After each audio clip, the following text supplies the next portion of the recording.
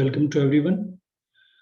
आज हमारा अपनी इस सीरीज़ का जो हमने 3 दिन की एक कोर्स प्लान किया था उसका आज दूसरा सेशन है। और कल हमने जिन चीज़ों को देखा था आज हम थोड़ा सा उसकी रिवीजन करते हैं कि हमने कल क्या देखा था, क्या जो है उसके किसके बारे में बात की थी। तो कल हमने काफ़ी बुनियादी चीज़ों को देखा था और उसमें हमने ये देखा था कि क्रिप्टो करेंसी क्या होती है और इसके अलावा क्रिप्टो करेंसी कैसे काम कर रही है, मार्केट जो है वो क्या चीज़ है, एक्सचेंजेस क्या होती हैं। कुछ बुनियादी चीज़ों के बारे में हमने देखा, ब्लॉकचेन के बारे में थोड़ा सा जाना। तो आज हमारा जो सेशन है ये थोड़ा सा प्रैक्टिकल है, क्योंकि कल तक जो चीज़ें थी वो बाइनेंस के ऊपर अकाउंट क्रिएशन के हवाले से कोई बात हुई थी कि आपने एक्सचेंज के ऊपर अकाउंट क्यों बनाना होता है, कि हमने बाय एंड सेल के लिए हमें कोई ना कोई मीडियम चाहिए होता है। तो हमें जो है कोई ना कोई मीडियम जो वो एक्सचेंज की सूरत में मिलता है हमारे पास, जो पाकिस्तान के अंदर हम रह के को किस एक्सचेंज के ऊपर जो है वो अकाउंट बना लें तो हमारे लिए वो बेनिफिशियल है और हम उस पर काम कर सकते हैं। तो कल हमने यूएसडीटी की बात की थी, तो यूएसडीटी को मैं फिर दोहरा दूं कि यूएसडीटी बुनियादी तौर पे आपके पास वो बुनियादी टोकन है या वो चाबी है, वो की है जिससे आप एज अ बिगनर किसी भी जो करेंसी को खरीद सकते हैं। ठीक है, वो बाद में हम देखेंगे कि हम बिटकॉइन से भी किसी करेंसी को खरीद सकते हैं, इथेरियम से भी किसी करेंसी को खरीद सकते हैं, या मल्टीपल जो और हमारे पास क्रिप्टो करेंसीज हैं उनके पेयर हमारे पास मौजूद होते हैं। तो आज हम जो है वो शुरू करते हैं कि करेंसी के जो पेयर्स हैं वो क्या होते हैं। बेसिकली जो कल के जिन लोगों ने कल का सेशन अटेंड किया था उनके लिए ये बातें समझना थोड़ा आसान हो जाएगी। जिन्होंने नहीं किया था उन्हें वेट करना पड़ेगा कि कुछ टेक्निकल रीजंस की वजह से अभी तक जो हम रिकॉर्डिंग है वो अपलोड नहीं हो पाई। ठीक है, और जैसे ही वो अपलोड होगी वो भी शेयर कर दी जाएगी, तो आप इन दोनों को मिला के जब सुन लेंगे तो उम्मीद है कि आप जो है ये चीज़ें आपके लिए क्लियर हो जाएंगी। तो हमारा जो आज का सेशन है इसमें जो जो चीज़ें मौजूद आज हमने देखनी है, जिन चीज़ों पे हमने बात करनी है वो मैंने आज ग्रुप में भी शेयर की थी कि डिपॉजिट और विड्रॉल जो है हमारे हम वो कैसे करते हैं। सबसे पहला सवाल ये होता है कि हमने जब इन्वेस्टमेंट स्टार्ट करनी है या हमने क्रिप्टो करेंसी खरीदनी है तो डिपॉजिट कैसे करेंगे अपने पैसों को, और अगर बाद में हमें उसको बेचने की ज़रूरत आए तो वो विदड्रॉ कैसे होगा।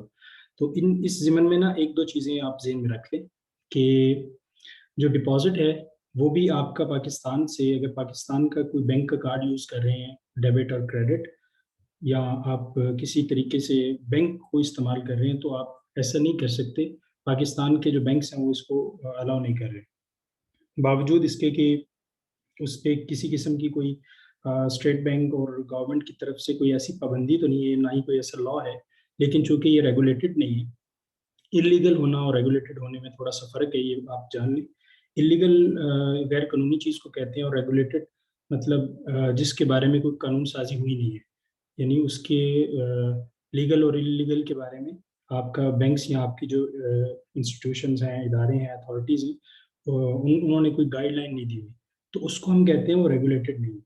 तो पाकिस्तान में क्रिप्टो करेंसी का जो स्टेटस है वो इरेगुलेटेड है, यानी ये रेगुलर नहीं है, रेगुलेटेड नहीं है, अलबत्ता इलीगल भी नहीं है। लेकिन अगर इसको आप जो है एक एज एक्सचेंजर इसको बेचते हैं, खरीदते हैं, लोगों के साथ इसका बिजनेस करते हैं ना, तो फिर वो इलीगल है। अब यहाँ पे जो है पाकिस्तान के अंदर अगर आपने इसको खरीदना है ना, तो पाकिस्तान के अंदर जो एक ही मेथड है उसको हम P2P कहते हैं, कि पर्सन टू पर्सन आपने या पीयर टू पीयर आपने किसी के साथ, अगर आप किसी को जानते हैं तो, या कोई रेफरेंस है आपके पास, या जो लोकल एक्सचेंजर है उसको आप उसको ट्रांसफर करते हैं पैसे और उससे आप यूएसडीटी लेते हैं। यूएसडीटी क्यों लेते हैं आप, बिटकॉइन या इथेरियम क्यों नहीं लेते? उसकी वजह यह है कि इथेरियम या बिटकॉइन या दीगर जितनी भी करेंसीज हैं जो स्टेबल कॉइन नहीं होते, वो कॉइन्स की प्राइस ऊपर नीचे हो रही होती है, और आप जब किसी को पैसे दे देंगे और वो आपको आपके साथ जो एग्रीमेंट होगा तो ज़ाहिर बात है कि आधा घंटा या 1 घंटा या जितना भी वक्त लगेगा उस दौरान अगर उसकी कीमत स्टेबल नहीं रही तो या तो आपको नुकसान होगा या उसको नुकसान होगा। यानी ऐसा हो नहीं सकता कि दोनों में से किसी को जो है नुकसान ना हो, क्योंकि इसकी प्राइस जो है फ्लक्चुएट होती है और बाज़ औक़ात बहुत ज़्यादा फ्लक्चुएट हो जाती है। अगर 2-3% भी हो जाए तो अच्छा खासा नुकसान हो जाता है। दूसरी चीज़, स्टेबल कॉइन लेने का फ़ायदा ये होता है कि उसका रेट मार्केट के अंदर एक फ़िक्स रेट होता है कि एक रेंज होती है। गो के पाकिस्तान में थोड़ा-सा ये महँगा देते हैं। डॉलर का रेट अगर एक 155 है तो ये आपको तकरीबन 160 के करीब मिलेगा। थोड़ा-सा फ़र्क ज़रूर होता है, इसलिए इस बारे में भी परेशान नहीं हों। ये थोड़ा-सा जो एक्सचेंजर होते हैं, अगर आपके पास भी है जब आप भी बेचेंगे तो आप भी थोड़ा-सा महँगे बेचते हैं। तो आपने सबसे पहले यूएसडीटी लेना है, ठीक है? यूएसडीटी आपने जब लेना है तो आपने उसको कहाँ डिपॉज़िट करना है, उस पे हम बात करते हैं। उस पे हम सबसे पहले देखें कि जी, अगर तो आपके पास आप पाकिस्तान से बाहर हैं और ऐसे मुल्क में हैं जहाँ पे आपके जो बैंक कार्ड हैं वो सपोर्ट करते हैं, तो ये आपके पास जो सिंपल मेथड होते हैं, जो वीज़ा डेबिट कार्ड या master card, debit credit card यहाँ यूज़ कर सकते हैं आप। सिंपल वही मेथड है जिस तरह आप कोई शॉपिंग करते हैं अमेज़न से या दराज़.पीके वगैरह से, तो ये यहाँ से आप इसको जो है वो यहाँ से पे करके आप यूएसडीटी या कोई भी करेंसी डायरेक्टली इस एक्सचेंज से खरीद सकते हैं। लेकिन चूँकि मैंने आपको बताया कि पाकिस्तान में ये अलाउ नहीं है और बैंक्स जो हैं वो उसको सपोर्ट नहीं करते, तो आपको फिर पी टू पी मेथड पे जाना पड़ता है। तो पी टू पी ट्रेडिंग भी है, लेकिन मैं इस तरफ नहीं जा रहा हूँ। मैं आपको सिर्फ़ अपने आपके वॉलेट का एड्रेस दे रहा हूँ कि आपने बेसिकली किस तरीके से अपने अकाउंट को जो है उसमें डॉलर मँगवाने हैं, यानी यूएसडीटी मँगवाने हैं, यानी डिपॉज़िट करने हैं और कैसे वहाँ से विथड्रॉ करने हैं। हमारे पास यहाँ पे जी, 1 मिनट।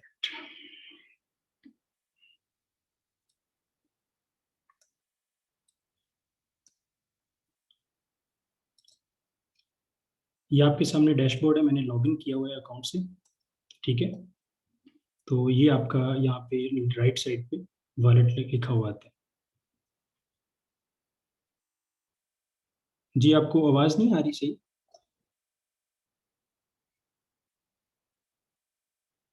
आवाज़ का मसला का कह रहे हैं कि आवाज़ जो है वो प्रॉब्लम उसमें आ रही है।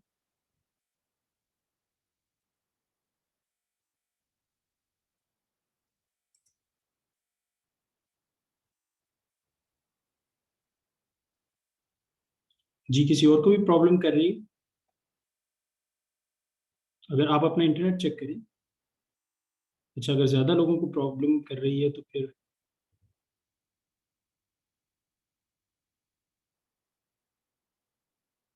ओके, ठीक है।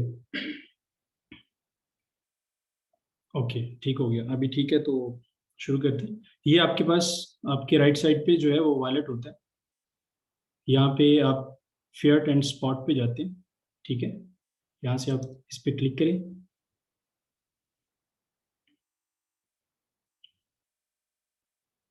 तो आपके पास ये जो है चीज़ें आ जाती हैं। नंबर 1 डिपॉज़िट है, विथड्रॉ है, ट्रांसफ़र है। बिल्कुल वैसे ही है जैसे आप इनके लफ़्ज़ी मतलब समझते हैं वही वैसे ही है ये। डिपॉज़िट पे क्लिक करते हैं आप, यहाँ से आप आपको एड्रेस मिलेगा। अब एड्रेस के बारे में मैं आपको बताता हूँ कि जो एड्रेस है, उसका क्या मतलब है।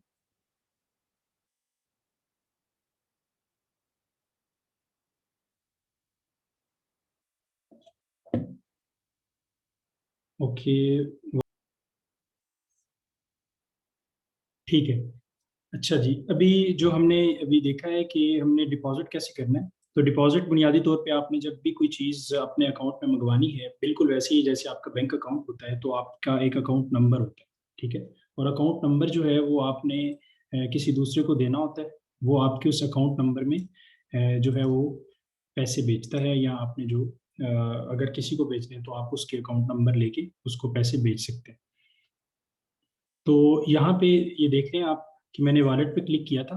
वॉलेट के बाद जो है जो फिएट एंड स्पॉट पे क्लिक किया और वहाँ पे डिपॉज़िट का बटन आया। अब यहाँ डिपॉजिट भी है, विदड्रॉ भी है। चूंकि फिलहाल हमने करना है डिपॉजिट सबसे पहले। तो डिपॉजिट करने के लिए ज़रा आपने समझना है कि यहाँ पे दो एक कैटेगरी है, एक है क्रिप्टो, एक है फियाट। क्रिप्टो का मतलब, जो जारी बात है, जो क्रिप्टो करेंसीज जितनी भी हैं वो इस जो है सेक्शन में आएंगी, और फियाट सारी इस सेक्शन में आती है। फियाट जो है, यहाँ पे आप देखें कि वो सारी की सारी वही करेंसीज हैं जो, जिस तरह पाकिस्तान का तो शायद इसमें नहीं होगा, जो सपोर्टेड करेंसी जैसे यूनाइटेड स्टेट डॉलर है, पाउंड है, ठीक है, उसके बाद यूरो है, ये सारी की सारी यहाँ पे आएंगी। लेकिन चूंकि आपने क्रिप्टो को, यूएसडीटी एक क्रिप्टो करेंसी है, तो आपने उसको इस अपने अकाउंट में डिपॉजिट करना है। तो आपने क्या करना है, क्रिप्टो पे क्लिक करेंगे आप। क्रिप्टो पे क्लिक करने के बाद यहाँ पे वो सारी की सारी करेंसीज जो है वो आ जाएंगी। अभी ये बिटकॉइन सेलेक्ट हुआ हुआ है, यहाँ पे आप देखेंगे कॉइन जो है वो बिटकॉइन सेलेक्ट हुआ हुआ है, ठीक है। और यहाँ से आपने जो करेंसी किसी से मंगवानी है वो आपने यहाँ पे सिलेक्ट करनी है। तो हमने बुनियादी तौर पे यूएसडीटी मंगवाना है, ये जिसको आप टेथर यूएसपी कहते हैं। अगर यहाँ पे आपको नज़र नहीं आ रहा हो तो आप यहाँ से यूएसडीटी लिखेंगे, तो आपके पास ये यूएसडीटी आ जाएगा। यूएसडीटी पे आप जैसे ही क्लिक करते हैं तो आपको आपका एग्जिस्टिंग बैलेंस बता देता है कि आपके अकाउंट में इस वक्त यूएसडीटी कितने पड़े हैं। मेरे पास इस वक्त ये इजाफी यूएसडीटी जो है वो इतने पड़े हुए हैं, ठीक है। तो अगर आपके पास यहाँ पे चूंकि नहीं होंगे तो वहाँ जीरो जीरो आ रहा होगा कि टोटल बैलेंस आपका कितना है।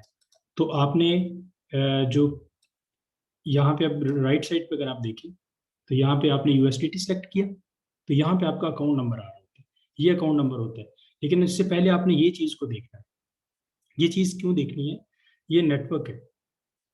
जैसे आप किसी को कोई कोरियर बेचते हैं, तो उसको आप किसी न किसी नेटवर्क के थ्रू बेचते हैं, ठीक है। कोरियर आप बाजुकात जो है, या आपने किसी को मैसेज करना है, आप इससे मिसाल ले लें, आप मैसेज जो है वो फेसबुक मैसेंजर पे भी कर सकते हैं, आप मैसेज जो है वो व्हाट्सएप पे भी कर सकते हैं, आप मैसेज जो है वो टेलीग्राम पे भी कर सकते हैं, वगैरह वगैरह।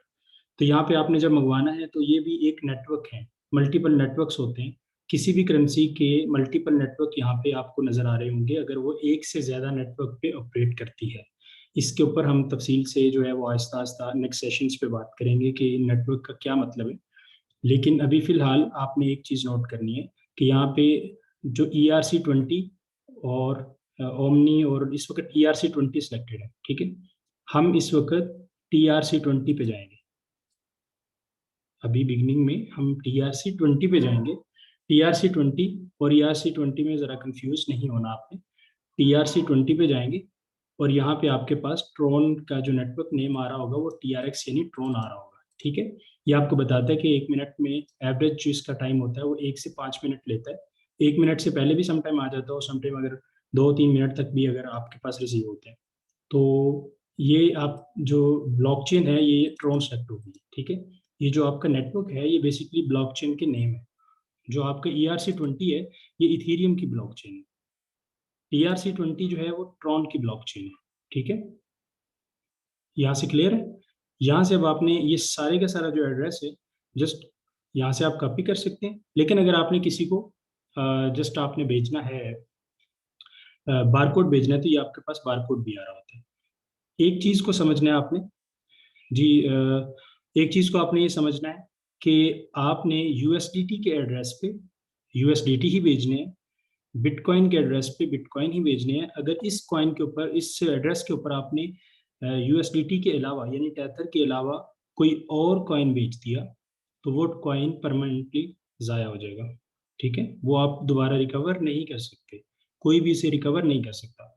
तो आपने जो एड्रेस आपने जिस कॉइन का देना है उस पर स्पेसिफिक कॉइन ही मंगवाना है। जिस नेटवर्क का देना है वो अगले को बताना है कि हमने TRC20 का एड्रेस है, TRC20 के एड्रेस पे आपने यूएसडीटी, अगर यूएसडीटी का एड्रेस दे रहे हैं तो इस पे यूएसडीटी ही मंगवाना है। यहाँ तक बात क्लियर है, ठीक है। उसके बाद इसमें हम ये मैं क्यों कह रहा हूँ कि TRC20 आपने सेलेक्ट करना है, उसकी वजह ये है कि ERC20 के ऊपर जो आपकी फीस होती है वो बहुत ज़्यादा होती है। TRC20 पे आपकी जो फीस है ये कुछ अर्सा पहले तक, जो कुछ वीक पहले तक फ्री था, अभी $1 कर दिए कि जितनी भी आप ट्रांजैक्शन करते हैं, अगर आप $500 की करें, 100 USDT करें, 1000 करें, तो आपका $1 ही लगता है, यानी $1 इसकी फीस है। तो ये सबसे कम फीस वाला नेटवर्क है। तो इसलिए आपने TRC20 को ही सिलेक्ट करना है। जब आपने किसी से मंगवाना है तो ऐसे ही करना है। अगर आपने किसी को भेजने हैं तो यहाँ से ये विदड्रॉ है, यही एड्रेस यहाँ पहले नंबर पे आपने सेलेक्ट करना है कि आपने भेजना क्या है। फॉर एग्जांपल आप USDT किसी को भेज रहे हैं, ठीक है, ओके, और यहाँ पे आपने वही सारी चीज़ें आ रही हैं। तो मैंने आपको कहा था TRC20 सेलेक्ट करना है। देख लें यहाँ पे इथेरियम की फीस $20 आ रही है, उसके बाद ओमनी की फीस $28 आ रही है, और मल्टीपल जो है आपके पास जो फीस यहाँ पे शो हो रही है। तो ट्रॉन की जो TRC20 एड्रेस है इसके ऊपर आपकी फीस आ रही है $1, ठीक है। तो यहाँ से आपने TRC20 यहाँ से सेलेक्ट किया, उसके बाद यहाँ पे आपने एड्रेस डाला। जिस तरह आपका एड्रेस है इस तरह दूसरे शख्स का भी एड्रेस होगा, ठीक है, और वो एड्रेस आपने यहाँ पे पेस्ट किया। सिंपल वैसे ही है जैसे आप किसी को कोई मैसेज भेजते हैं या ईमेल अगर आप करते हैं, तो यहाँ पे उसका एड्रेस है, यहाँ पे वो नेटवर्क सेलेक्ट होगा, यहाँ पे आपको बता देगा कि कितनी अमाउंट आप भेज सकते हैं। मेरे पास 472 जो है वो यहाँ पे डॉलर ऐसे हैं जो कहीं यूज नहीं हुए, ठीक है।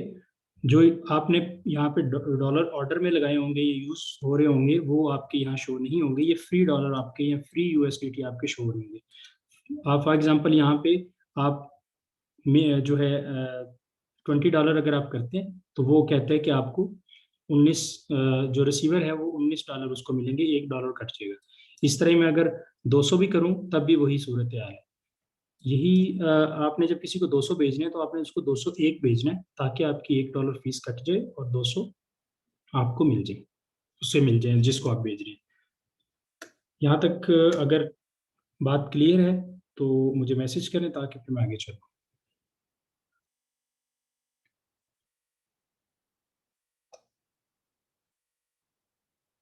क्लियर है? ओके।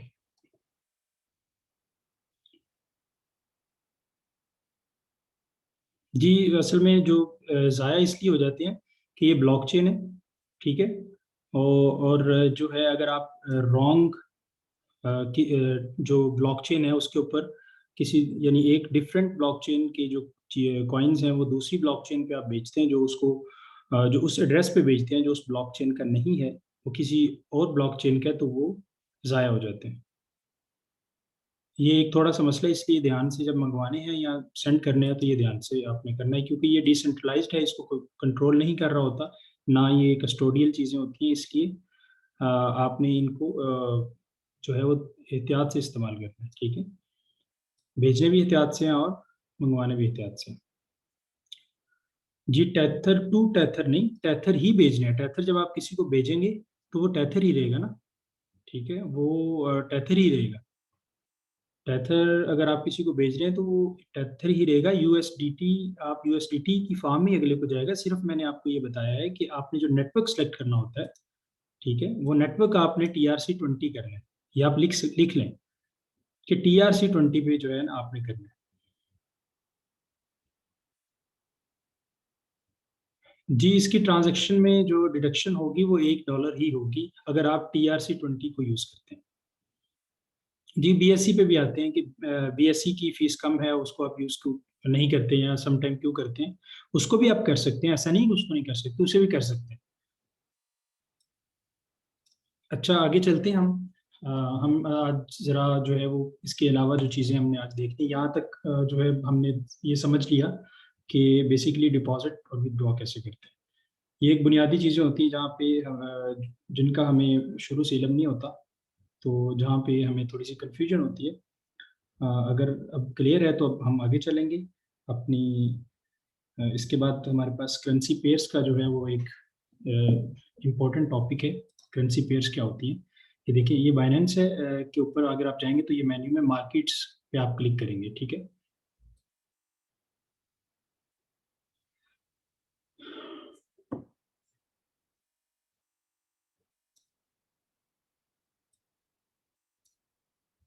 ओके, स्पॉट यहाँ पे जब आप जाएंगे तो आपके पास ये मल्टीपल जो है वो जोन्स और ये आपके पास आ रहे होंगे। यहाँ पे आपने स्पॉट मार्केट्स में जाना है। स्पॉट मार्केट में आप जाएंगे तो आपके पास ये उसके ज़ेली कुछ मार्केट्स आ रही हैं, ठीक है। ये मार्केट एक BNB की मार्केट है, BTC की है, आर्ट्स की है, फियाट की है, वगैरह वगैरह। अब यहाँ पे ज़रा थोड़ा सा ध्यान से देख लें कि BNB की मार्केट का मतलब ये है कि इसमें जो कोटेड करेंसी है वो जो ट्रेडिंग हो रही है कॉइन्स की वो बीएनबी के साथ हो रही है, बीटीसी में बीटीसी के साथ हो रही है। आल्ट्स, आल्ट वो कॉइन्स होते हैं जो बीटीसी के अलावा होते हैं, ठीक है। आल्ट्स वो कॉइन होते हैं जो बीटीसी के अलावा होते हैं, उनको हम आल्ट्स कहते हैं। अभी फिलहाल हमारा जो टॉपिक है वो है फिएट करेंसी। यहाँ पे आप देखें कि बीटीसी यानी बिटकॉइन का जो आपका यहाँ पे शॉर्ट नेम होता है वो बीटीसी है, और यूएसडीटी, यानी ये बीटीसी और यूएसडीटी की ट्रेड है। यानी अगर आप यूएसडीटी होंगे तो बीटीसी खरीद सकेंगे, आपके पास बीटीसी है तो आप यूएसडीटी में उसको कन्वर्ट कर सकेंगे। यानी जब सेल करेंगे तो यूएसडीटी मिल जाएंगे, बाय करेंगे तो आपको यूएसडीटी होने चाहिए आपके पास। इसी तरह अगर नीचे आ जाए एक्सआरपी यानी रिपल, ये उसका जो है हमारे पास शॉर्ट नेम है, ठीक है। और हमारे पास यूएसडीटी है, ये रिपल के साथ इसका ये एक, इसको हम पेयर कहते हैं, यानी ये करेंसी पेयर है। बिल्कुल इसी तरह बीएनबी है, इसके बाद इथीरियम है, यानी ये मल्टीपल जो है आपके पास कॉइन्स होते हैं। अगर आपने किसी कॉइन को सर्च करना है, जस्ट आप यहाँ पे लिखेंगे, ठीक है, और आप चेक कर लेंगे कि ये कॉइन किस किस में अवेलेबल है, यानी किस किस पेयर में ये हमारे पास अवेलेबल है। जैसे मैं यहाँ पे सर्च करता हूँ बीटीसी की, बिटकॉइन की, तो आप ये देखिए कि बिटकॉइन हमारे पास यूएसडीटी में अवेलेबल है, यूएसडी में अवेलेबल है, यूरो में अवेलेबल है, यूएसडीसी में, और ये पाउंड में, वगैरह वगैरह। ये काफ़ी सारे हमारे पास करेंसीज आ जाती हैं। यानी अगर आपके पास ये सारी में से कोई एक करेंसी भी होगी तो आप क्या कर सकते हैं, आप इसके साथ जो है वो इसको इसके साथ परचेज कर सकते हैं, ठीक है। ओके, यहाँ तक बात क्लियर है। यहाँ पे ये फिएट मार्केट में आपने जाना है, यहाँ स्पॉट मार्केट है। स्पॉट मार्केट के बाद आपने फिएट मार्केट्स में जाना है और आपके पास ये पेयर्स आ जाते हैं। यहाँ पे अब यहाँ एक और चीज़ देखने की, फिलहाल इसको छोड़ दें, ये 10x क्या है, बीटीसी यूएसडीटी, ये आपके पास पेयर है, ये उसकी प्राइस है, ये उसकी जो प्राइस है। और ये उसमें 24 आवर में कितना चेंज आया है, वो कितनी अप गई है या कितनी जो है वो डाउन हुई है, उसकी 24 आवर में हाई प्राइस क्या थी, यानी मैक्सिमम हाई उसका जो है वो कहाँ तक गया और लो कहाँ तक गया। यानी 57,000 से लेके ये 61,500 के दरमियान ये मार्केट ने, इसकी प्राइस ने जो है वो मूवमेंट की है। उसके बाद ये मार्केट कैपिटलाइजेशन है कि ये टोटल इसका जो मार्केट कैप है, मार्केट कैपिटल कितना है इसका, यानी ये टोटल बिटकॉइन जो है इस प्राइस के ऊपर जितने मार्केट में सर्कुलेट कर रहे हैं पूरी दुनिया में हर एक के पास, उसकी टोटल जो है वो कितनी वैल्यू बनती है, कितनी मालियत बनती है, यहाँ पे आपके पास मार्केट कैपिटलाइजेशन आ जाती है। और ये इंपॉर्टेंट है कि 24 आवर वॉल्यूम कितना है, कि यानी इस एक्सचेंज के ऊपर बीटीसी और यूएसडी जो ट्रेड हुआ है उसका वॉल्यूम कितना है, यानी कितना खरीदा कितना बेचा गया। तो सिर्फ बिटकॉइन और यूएसडीटी के सिर्फ एक पेयर का जो वॉल्यूम है वो 3.7 अरब डॉलर है। इस एक्सचेंज के ऊपर 3.7 अरब डॉलर 24 आवर में ट्रेड हुआ है बिटकॉइन। ये एक बहुत बड़ा वॉल्यूम है। और देखें यूएसडी के पेयर में 728 मिलियन, इस तरह ही 161 मिलियन, 90 मिलियन, 61, 38, यानी अगर आप इसको सारा देख लें तो ये बहुत बड़ी जो है वो आपके पास अ, एक वॉल्यूम बन जाता है। ये सिर्फ सिर्फ एक कॉइन का वॉल्यूम है, कि जो बाइनेंस के ऊपर अ, जो बिटकॉइन का आज ट्रेड हुआ है वो तकरीबन सिर्फ मेन यूएसडीटी के पेयर में ये 3.78 बिलियन डॉलर का ट्रेड हुआ है। यहाँ पे मिलियन में उन्होंने लिखा होता है, ये 3700 3782 जो आपको लग रहा है ये आपका इतना ही बनता है, 3.78 बिलियन। ये हमारे पास आ जाता है टोटल, कि हमारे पास कितना इसका ट्रेड वॉल्यूम कितना है, मार्केट कैपिटल कितना है, ये 24 आवर लो हाई उसकी चेंज कितना इसमें जो है प्राइस मूवमेंट हुई है, और इस वक्त इसकी करंट प्राइस क्या चल रही है जो मिली सेकेंड के अंदर आपको अपडेट हो रही होती है। यहाँ से अगर किसी एक के ऊपर, ये चले बिटकॉइन एक एग्जांपल और ले लेते हैं, मैं इथीरियम का जो है वो इथीरियम लिखता हूँ यहाँ पे तो ईटीएच आ जाता है। इथीरियम को यूएसडीटी के साथ देखें तो इसकी इस वक्त प्राइस है 2155। वो इसका 4% जो है 4.7% जो ये अप हुआ है, प्लस हुआ है। ये हाई इसका 2200 तक चला गया इथीरियम की प्राइस। और मार्केट कैपिटल इसका ये इतना है तकरीबन 250 बिलियन डॉलर। $250 अरब इसका वॉल्यूम है इस वक्त मार्केट में, और इस वक्त $1.3 बिलियन की ट्रेड सिर्फ इस इथेरियम की हुई है। यानी अगर हमने पहले देखा था $3.7 बिलियन की जो ट्रेड है वो बिटकॉइन में हुई है, इथेरियम की ट्रेड इतनी हुई है। ये इसके ऊपर नॉर्मली बाइनेंस के ऊपर 8-10 बिलियन डॉलर नॉर्मल जो दिनों में ट्रेड होती है, ये बल्कि इससे भी ज़्यादा होती है। ये 24 आवर का वॉल्यूम है, 24 घंटे में ये एक एक्सचेंज के ऊपर सिर्फ 8-10 अरब डॉलर की ट्रेड होती है, जबकि आजकल जो वॉल्यूम है वो बहुत ज़्यादा नहीं है एज़ कम्पेयर टू जब ऐसे दिन आते हैं जहाँ पे जो वॉल्यूम है बहुत ज़्यादा होता है, 20-25 अरब डॉलर तक भी चला जाता है, 30 अरब डॉलर तक भी चला जाता है, तो एक दिन का वॉल्यूम। लेकिन आज जो है वो अगर देखें तो ये दो बड़ी करेंसीज का जो वॉल्यूम है यही 5 अरब डॉलर से क्रॉस कर रहा है, जबकि इसके ऊपर 200 प्लस करेंसीज हैं, तो इससे भी ज़्यादा होंगी। एग्जैक्ट फिगर तो मुझे याद नहीं है, लेकिन सारी करेंसीज के अंदर जो है अच्छा खासा वॉल्यूम होता है। जी, अब आगे चलते हैं थोड़ा सा मजीद कि अब खरीदनी कैसे। आपने देख लिया कि मेरे पास कुछ यूएसडीटी पड़े थे इजाफी, जिनको मैं इस्तेमाल कर सकता हूँ। वो मैं आपको बताता हूँ कि मुझे जो करेंसी ख़रीदनी है। अच्छा, यहाँ पे एक और चीज़ देख लें कि अगर आपने कुछ करेंसीज को, यहाँ फेवरेट का एक बटन होता है, अगर आप यहाँ पे बहुत सारी करेंसीज हैं और आप सबके ऊपर नज़र रखने की बजाय जो है आपको चाहिए कि आप अपनी स्पेसिफिक करेंसीज के ऊपर ही नज़र रखना चाहते हैं, तो यहाँ पे एक स्ट्राइक जो है आपके पास निशान आ रहा होता है, आप इससे फेवरेट कर सकते हैं। वो सारी की सारी करेंसीज फिर आपके पास, आपको बार बार स्पॉट मार्केट में जाके इनको क्लिक करके यहाँ पे सर्च करनी नहीं पड़ेगी, बल्कि आप फेवरेट में आएंगे तो आपके पास ये करेंसी सारी आ जाएंगी। मैं इस वक्त तकरीबन जितनी करेंसीज को देख रहा हूँ वो ये सारी, ये जो है, आप भी इस तरीके से जितनी करेंसीज को आप देखना चाहते हैं वो यहाँ पे आप फेवरेट कर सकते हैं।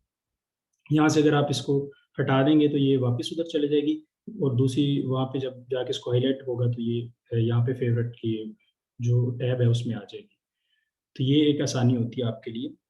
ये 103 करेंसीज जो है वो मैंने फेवरेट की हुई हैं। आप अपनी ज़रूरत के मुताबिक जो है वो करेंसीज को फेवरेट कर सकते हैं। अब मुझे कोई करेंसी खरीदनी है, कौन सी करेंसी खरीदनी है जी? आप सबसे पहले नंबर पे तो यहाँ पे डिसाइड करते हैं कि कौन सी करेंसी आपको खरीदनी है। यहाँ पे फॉर एग्जांपल हम यहाँ फैसला कर लेते हैं कि जी हमने इथेरियम खरीदना है। ये इथेरियम का चार्ट खुल जाएगा आपके सामने, चार्ट भी आ जाएगा। और इसके अलावा चार्ट की जो ये सेटिंग है ये बाद में चेंज हो जाती है, मैंने अपने हिसाब से रखी है, ये चेंज हो जाती है, इसमें कोई मसला नहीं है। आपका अगर थोड़ा सा मुख्तलिफ आ रहा है तो कोई प्रॉब्लम नहीं है, आपका ऐसे का आ रहा होगा, ठीक है। और यहाँ पे आपने देखना है कि इस वक्त जो मार्केट की प्राइस है यहाँ पे लेफ्ट साइड पे लिखी होती है कि कितनी प्राइस है इस वक्त, कितना चेंज आया, कितने परसेंट चेंज आया, और वो डॉलर में कितना बनता है, ठीक है। यहाँ से आपको पता चलता है कि इसकी इस वक्त प्राइस में चेंज कितना आया आया है डॉलर्स में, और कितना आपके पास यहाँ पे परसेंटेज में कितना आया। यहाँ पे अब आते हैं राइट साइड पे, यहाँ पे आपके पास दो बटन है, एक है बाय एंड और दूसरा सेल का। बाय की बात कर लेते हैं पहले। जितना आपके पास बैलेंस होगा, ठीक है, जितना आपके पास बैलेंस होगा,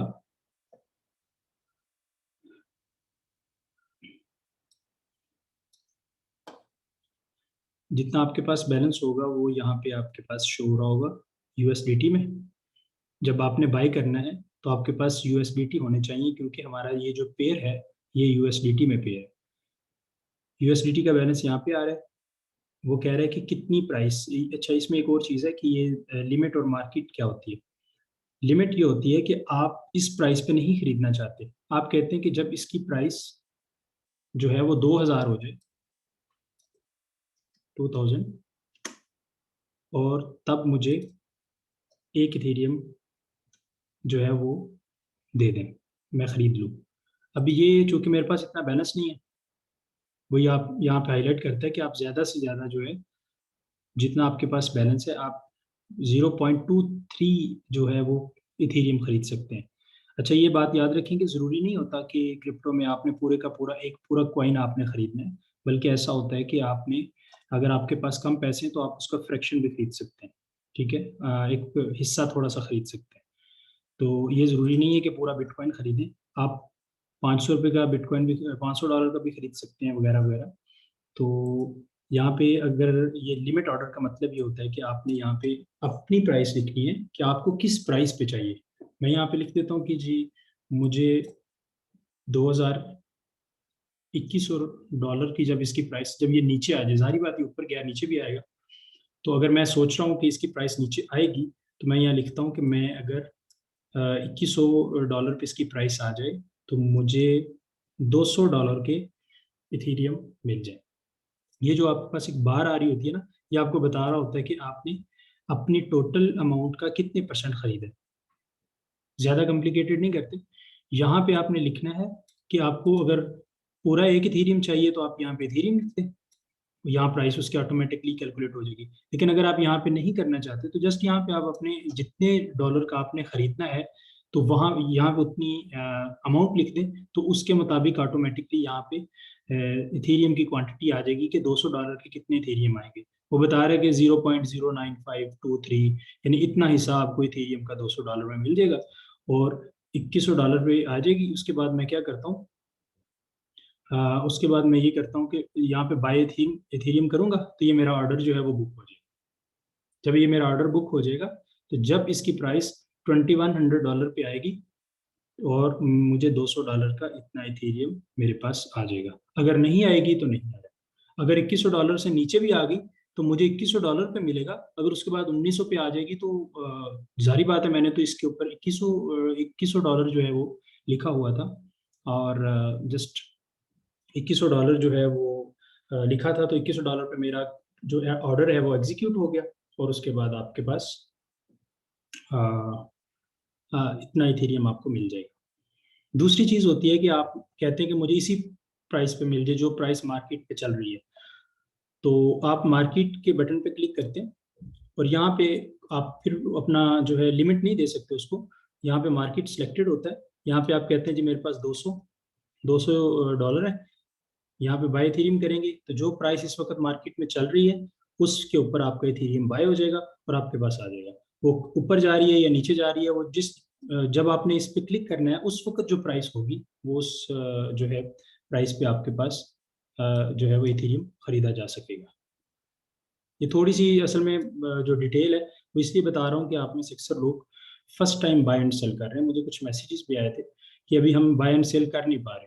तो ये है जी बाय एंड सेल का टोटल तरीका।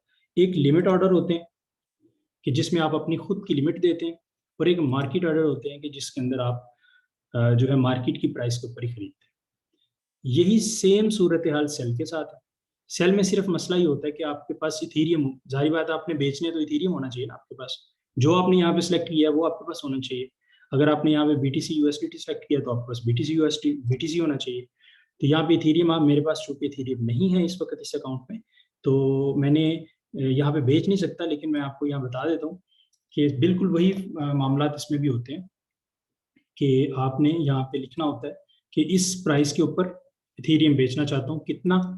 जी मैं ये सारे के सारे इथीरियम जितने आपके पास इथीरियम सारा बेचना चाह रहे हैं, उसका कुछ हिस्सा बेचना चाह रहे हैं, तो यहाँ पे उसके मुताबिक डॉलर आ जाएंगे कि इतने डॉलर का ये बिकेगा। आप सेल कर देंगे तो यहाँ वो लिमिट लग जाएगी। लेकिन अगर आपको अर्जेंट बेचने हैं, फौरन बेचने हैं और आप वेट नहीं कर सकते, आप जस्ट मार्केट पे जाते हैं, कहते हैं कि मैं मेरे पास 2 इथीरियम है, मैं एक बेचना चाहता हूँ, ठीक है, और सेल के बटन पे क्लिक करता हूँ तो आपका इथीरियम उसी वक्त बिक जाएगा। यहाँ तक जो है वो बाय एंड सेल कंप्लीट होता है। और दोनों मैंने आपको बता दी कि लिमिट ऑर्डर कैसे लगता है, मार्केट ऑर्डर कैसे लगता है। बाय का भी मैंने आपको बता दिया और सेल का भी बता दिया। इसकी आप जब एक दफ़ा इसको देखेंगे, ये बड़ा सिंपल है, कोई इसके अंदर जो है मुश्किल नहीं है। इसका जो इंटरफेस है बाइनेंस का वो बहुत आसान है, बड़ा सिंपल सा, बड़ा अच्छा और बड़ा क्लियर सा बनाया हुआ है इन्होंने। और इससे आप जो है बड़े इजीली तरीके से बेच और जो है वो खरीद सकते हैं। सबसे पहले काम डिपॉजिट करना होता है। हमने डिपॉजिट करने के बाद आपने जो आपकी जो करेंसी आपको चाहिए वो आप करेंसी खरीदते हैं। ओके, यहाँ तक अगर क्लियर है तो ठीक। अगर कोई क्वेश्चन है तो वो मुझे आप जस्ट यहाँ पे चैट में लिखें।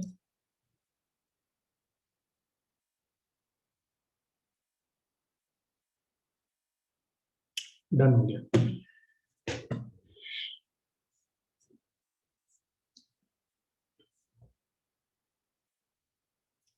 स्टॉप लिमिट पे बाद में आऊंगा, वो बहुत ज्यादा कॉम्प्लिकेटेड हो जाएगा। फिलहाल जो है वो यही दोनों चीजें आप यूज करते हैं। हम जो आगे सेशन आते जाएंगे, अभी बहुत सारी चीजें और भी हैं जो मैंने अभी स्किप की हैं, लेकिन ये बुनियादी चीजें हैं। ये पहले जो है हमारे सारे जो इसमें पार्टिसिपेंट्स हैं उनको ये सारी चीजें समझ आ जाए, उसके बाद स्टॉप लिमिट और दीगर चीजों के ऊपर आएंगे, उसी जो ओसी ऑर्डर होते हैं।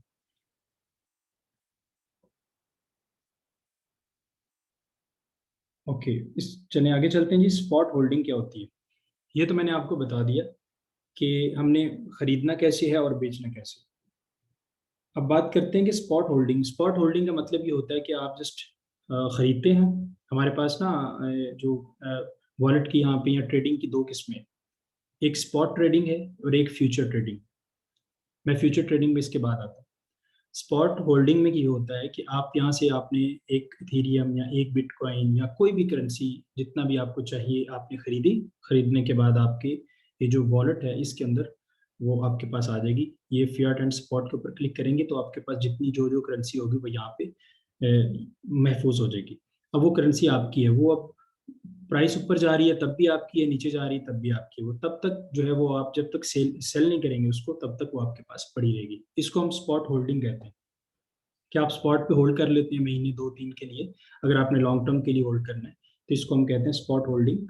और इसमें जो प्राइस होती है वो आपकी जो पोर्टफोलियो होता है, यानी अगर आपने एक इथेरियम खरीदा था आज 2155 जो चल रहा है, 2155 जो प्राइस चल रही है, कल को इसकी प्राइस 2500 हो जाएगी तो आपकी जो पोर्टफोलियो की वैल्यू है वो भी 25 हो जाएगी। जितनी कम होगी उतनी कम हो जाएगी। यानी आप इसमें कोई ऐसा रिस्क नहीं लेते कि आप लेवरेज ट्रेडिंग करें या आप फ्यूचर ट्रेडिंग में जाएं। ये आप जो है जितनी इसकी वैल्यू होगी इस वक्त रियल टाइम में, वो वैल्यू आपको आपके पोर्टफोलियो की वैल्यू भी वहीं पे होगी। जी, बिटकॉइन के थ्रू आप पूछ रहे हैं कि बिटकॉइन के थ्रू भी बाय एंड सेल कर सकते हैं। बिल्कुल कर सकते हैं।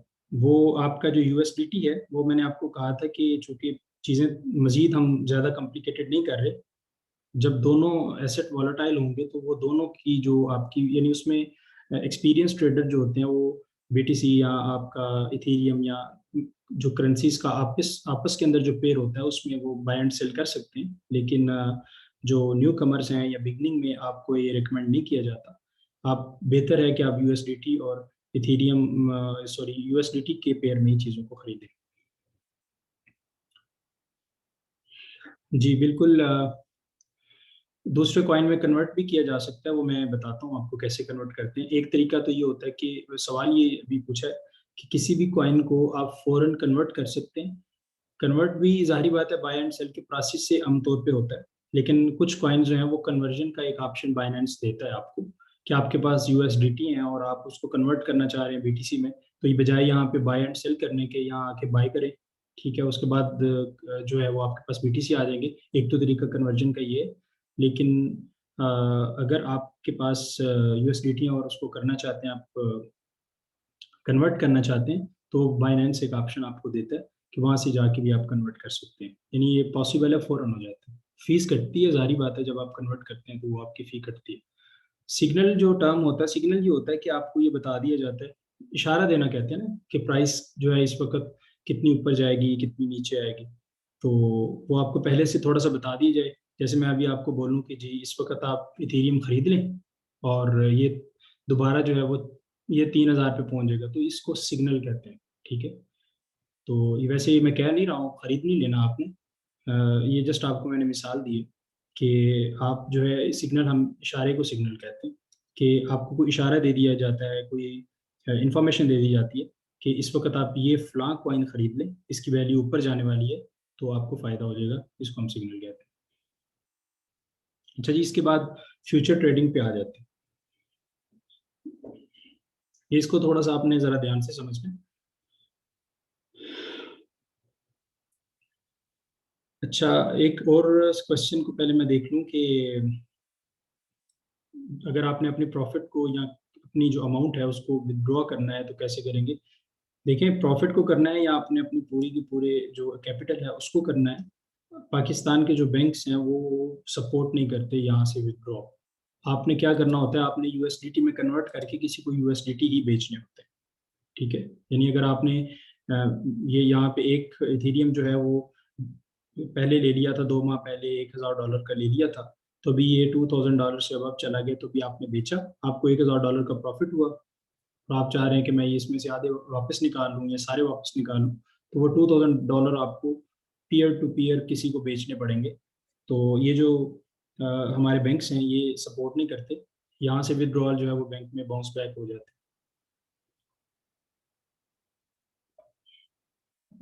जी, ये टीपीएम स्टॉप लॉस पे आने लगा हूँ भाई।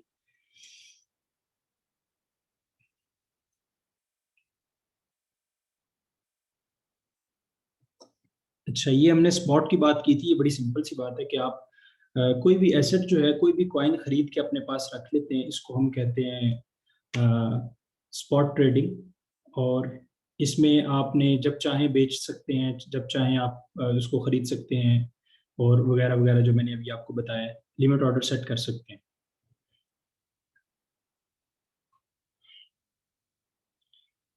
जी, वो प्रॉफिट एंड लॉस जो होता है वो भी मैं आपको बताता हूँ। तो जो अब फ्यूचर की बात करते हैं, देखिए लेवरेज ट्रेडिंग जो होती है ना, या मार्जिन जो आपकी ट्रेडिंग होती है, उसको हम फ्यूचर ट्रेडिंग भी कहते हैं। ये यहाँ पे आप आते हैं, ये आपके पास हमारे पास मेन्यू है, इसमें डेरिवेटिव्स पे आते हैं, यहाँ पे आप क्लिक करते हैं, ये आपके पास फ्यूचर मार्केट खुल जाती है। बिल्कुल वैसी ही होती है, जस्ट जो चीज़ें चेंज होती हैं वो मैं आपको बताता हूँ। जहाँ पे ये परपेचुअल लिखा होगा ना, इसका मतलब ये है कि ये फ्यूचर मार्केट है। फ्यूचर मार्केट के अंदर क्या होता है? फ्यूचर मार्केट के अंदर ये होता है कि आपके पास ये थोड़ी सी चीज़ें चेंज हो जाती हैं इसमें आके। आपके पास जो है वो जितने पैसे होते हैं, आप उससे ज़्यादा लेवरेज लेके, दूसरे आसान लफ्ज़ों में कि आप उससे ज़्यादा, यानी उसकी रेशो पे लोन लेके आप जो है वो ट्रेड ले रहे होते हैं। ठीक है। जैसे कि मेरे पास इस वक्त जो फ्यूचर के अंदर, तो यहाँ पे यूएसडीटी इसलिए शो नहीं हो रही कि फ्यूचर का वॉलेट अलग होता है, मैंने उसमें ट्रांसफर नहीं किया। आपके पास यहाँ पे $100 है, ठीक है, और आपने अगर नॉर्मल खरीदते हैं आप बिटकॉइन, तो आप $100 के खरीद सकते हैं ना मैक्सिमम। ठीक है। लेकिन फ्यूचर मार्केट में या मार्जिन ट्रेडिंग में या लेवरेज ट्रेडिंग में ऐसा नहीं होता। लेवरेज लेते हैं आप। लेवरेज बेसिकली आप समझ लें कि जिस तरह मैंने कहा है ना कि आपको, कि आप अपनी अमाउंट के ऊपर, कैपिटल के ऊपर एक रेशो के साथ जो है वो लोन ले लेते हैं। आसान लफ्जों में बता रहा हूँ कि वो लोन होता है एक किस्म का। ठीक है। उसके ऊपर चार्जेस भी होते हैं, इंटरेस्ट चार्ज होता है या फी चार्ज होती है, वो फिक्स भी होती है, या आपके उसके ऊपर भी होती है कि कितना आपने लिए। अब यहाँ पे आप कितना लोन ले सकते हैं, हर एक साइट का, हर कॉइन का, हर मार्केट का डिफरेंट आपके पास होता है। बिटकॉइन मार्केट का बाइनेंस के ऊपर जो लोन ले सकते हैं, वो यहाँ पे आप क्लिक करेंगे तो वो कहता है कि 125 गुना तक ले सकते हैं। यानी अगर आपके पास $100 है, तो आप उसको 125 गुना करें, ठीक है, तो आप कितना जो है वो ले सकते हैं, वो बन जाता है 12,500। यानी जब आपके पास सिर्फ 100 है और अगर आप 125x की लेवरेज ले लें, तो वो बन जाते हैं 12,500। अब जब आप खरीदारी करेंगे तो वो 12,500 की बेस के ऊपर होगी। ठीक है। और जितनी हाई लेवरेज होगी, उतना ज्यादा आपके पास रिस्क होगा। यहाँ तक जो है वो आसान आसान लफ्जों में मैं बता रहा हूँ। थोड़ा सा आगे चलता हूँ इसके बाद, कि ये आपके पास जो है लेवरेज है, आमतौर पे जो लेवरेज ली जाती है या रिकमेंड की जाती है, वो बिलो 10 की जाती है। अगर किसी ने करनी भी है, एक्सपीरियंस ट्रेडर भी जो करते हैं वो बिलो 10 करते हैं, वो 20 या 25 तब करते हैं जब वो बहुत ज़्यादा श्योर हों, या आपके पास अच्छी खासी, आपके पास जो है वो फंड अच्छे खासे हो। अब उसका क्या मकसद, मतलब क्या है? आप ये देखें कि आपके पास $100 के आपने बिटकॉइन लिए, अब उनकी वैल्यू $60,000 के रेट पे आपने ले लिए। अब फर्ज करें उसकी वैल्यू 30,000 हो जाती है, तो आपके जो 100 वाले हैं वो $50 के रह जाएंगे ना, 50% वैल्यू गिर गई। अब वो $50 रह जाएंगे आपके। ये तो सिंपल एक रूल है। अगर वो इससे भी मजीद गिर गया, तो आपकी उसी रेशो से पैसे गिरेंगे ना। और जीरो कब होंगे? आपको वो जीरो कभी भी नहीं हो सकता टेक्निकली। वो जीरो इसी सूरत में हो सकता है ना, कि जब तक बीटीसी की अपनी वैल्यू यहाँ पे सिफर हो जाएगी, तो आपके वो जो आपके जो एसेट्स हैं उसकी वैल्यू भी जीरो हो जाएगी, क्योंकि आपने 100 का लिया था, जो चीज़ आपने 100 की ली उसकी वैल्यू ही खत्म हो गई है, तो लिहाजा वो अब जीरो हो गया। लेकिन लेवरेज में ऐसा नहीं होता। लेवरेज के अंदर क्या होता है, चूंकि आपने इतने गुना बड़ी ट्रेड लगाई होती है, तो प्रॉफिट एंड लॉस भी इसी हिसाब से आपने कैलकुलेट करना होता है। प्रॉफिट एंड लॉस भी इसी हिसाब से कैसे कैलकुलेट करना होता है कि आपने जब आपके पास $100 था और आपने 10x की लेवरेज ली, वो बन गया 1000। ठीक है, 10 से ज़रब दे देंगे, वो 1000 बन गया। अब आपने 1000 का जो है वो खरीद लिया क्या, बिटकॉइन। अब वो चूंकि उसमें जो 900 है वो आपका नहीं है, वो 900 किसका है, वो 900 है इस बाइनेंस का। ठीक है, बाइनेंस ने आपको दिया हुआ है। अब होता ये है कि बाइनेंस तो अपना नुकसान नहीं करेगी ना। अगर उसकी वैल्यू जो है, आपकी बिटकॉइन की जो वैल्यू है वो अगर आधी रह जाएगी, तो उसको उसको क्या फायदा होगा कि वो अपने $350 जो है वो मतलब उसका नुकसान करवाए अपना। वो नुकसान नहीं करेगी, बल्कि वो अगर 10% अगर मार्केट जो है वो नीचे आ जाएगी ना, तो आप यानी $1000 का आपने लिया और 10% मार्केट नीचे आ गई, तो बाकी कितना रह गया, 900। जैसे ही उसकी अमाउंट टच होने लगती है ना, तो वो आपकी ट्रेड क्लोज हो जाती है। बात समझ रहे हैं कि जैसे ही जितने पैसे उसने दिए होते हैं, जब तक टोटल कैपिटल के अंदर से वहां तक मामला नहीं पहुंचता, तब तक ट्रेड चलती रहती है। जैसे ही वहां तक बात पहुंची, उसके अपने अकाउंट जो है वो अपना जो कैपिटल है, जो उसने आपको लोन दिया है, जो आपको लेवरेज दी हुई है उसमें, वो लेवरेज अगर वहां तक टच हुई, टच होने से पहले आपकी ट्रेड क्लोज हो जाएगी। ये इसके अंदर एक नुकसान होता है। फायदा क्या होता है, $100 लगा के आप 1000 की चीज ले रहे होते हैं, 2000 की चीज ले रहे होते हैं, ये जितनी आपने लेवरेज ली है 12500 तक की चीज ले रहे होते हैं। यानी $100 के साथ आप बिटकॉइन का पांचवा हिस्सा ले सकते हैं, जबकि आप $100 के साथ बिटकॉइन का कितना हिस्सा ले सकते हैं, थोड़ा सा। यानी आप 125 गुना तक जो है वो खेल सकते हैं।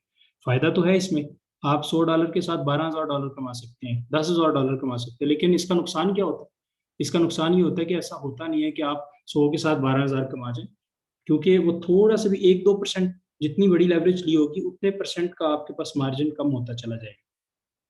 ये जो है, अगर आप इसको खुद कैलकुलेट कर लें, बैठ के समझ लें खुद ही कि भाई कितने एक्स की लेवरेज ली है, और वो चीज़ें जो है वो आपकी जो जो फंड उसने आपको दिया हुआ है लेवरेज के तौर पे, उधार के तौर पे, वो जैसे ही टच होने लगेगा आपकी ट्रेड क्लोज हो जाएगी, और उस सूरत को हम कहते हैं आप लिक्विडेट हो गए। यानी आप, एक टेक्निकल टर्म है, लिक्विडेट हो गए, यानी आपको लॉस हो गया, आपका फंड खत्म हो गया। स्पॉट में याद रखें, स्पॉट में आप कभी भी जीरो नहीं होते, क्योंकि वो जो आप ज्यादा से ज्यादा कम हो जाएगा ना, वापस आ जाएगा। वो जीरो तभी होगा ना, जो आपने एसेट खरीदा वही जीरो हो जाए।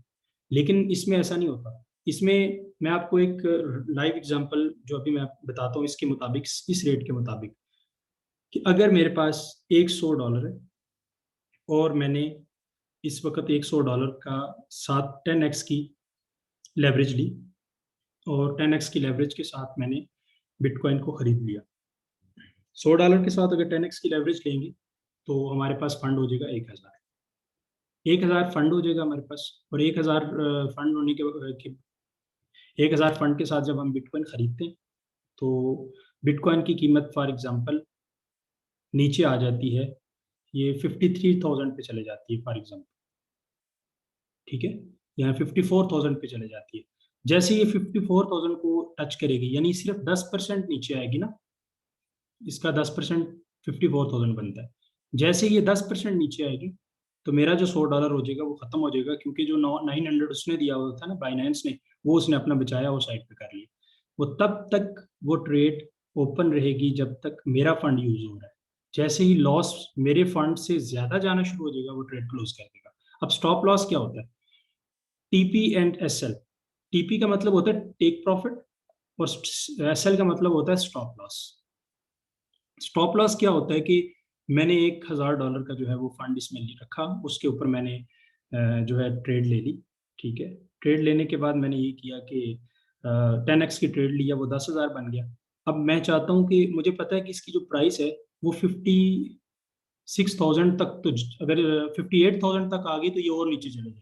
तो मैं 58,000 पे स्टॉप लॉस लगा देता हूँ कि मेरा लॉस हो, लेकिन सारे का सारा फंड ना चले जाए। यानी मैंने $1000 लगाया तो $300-400 का नुकसान हो, बहुत ज्यादा नुकसान ना हो। ऐसा ना हो कि इसकी जो वैल्यू है वो बिल्कुल नीचे आ जाए, 52 आ जाए और मेरा पूरे का पूरा 1000 चला जाए, तो हम यहाँ पे इस हिसाब से जो है वो स्टॉप लॉस लगाते हैं कि अगर इस क्रिटिकल पॉइंट से नीचे आपके पास प्राइस आ जाए, ठीक है, इस क्रिटिकल पॉइंट से नीचे अगर आपकी प्राइस आ जाती है तो मेरी ट्रेड क्लोज हो जाए, उसको हम कहते हैं स्टॉप लॉस। और ये भी देखते हैं कि हमें कितना प्रॉफिट चाहिए। अगर 62,000 तक ही अगर गया तो मैं ज्यादा वेट नहीं करूंगा, 63 4 जहां तक जाए जाए, मैं 62 पे जाके अपना टेक प्रॉफिट लगा देता हूँ, टीपी लगा देता हूँ, ठीक है।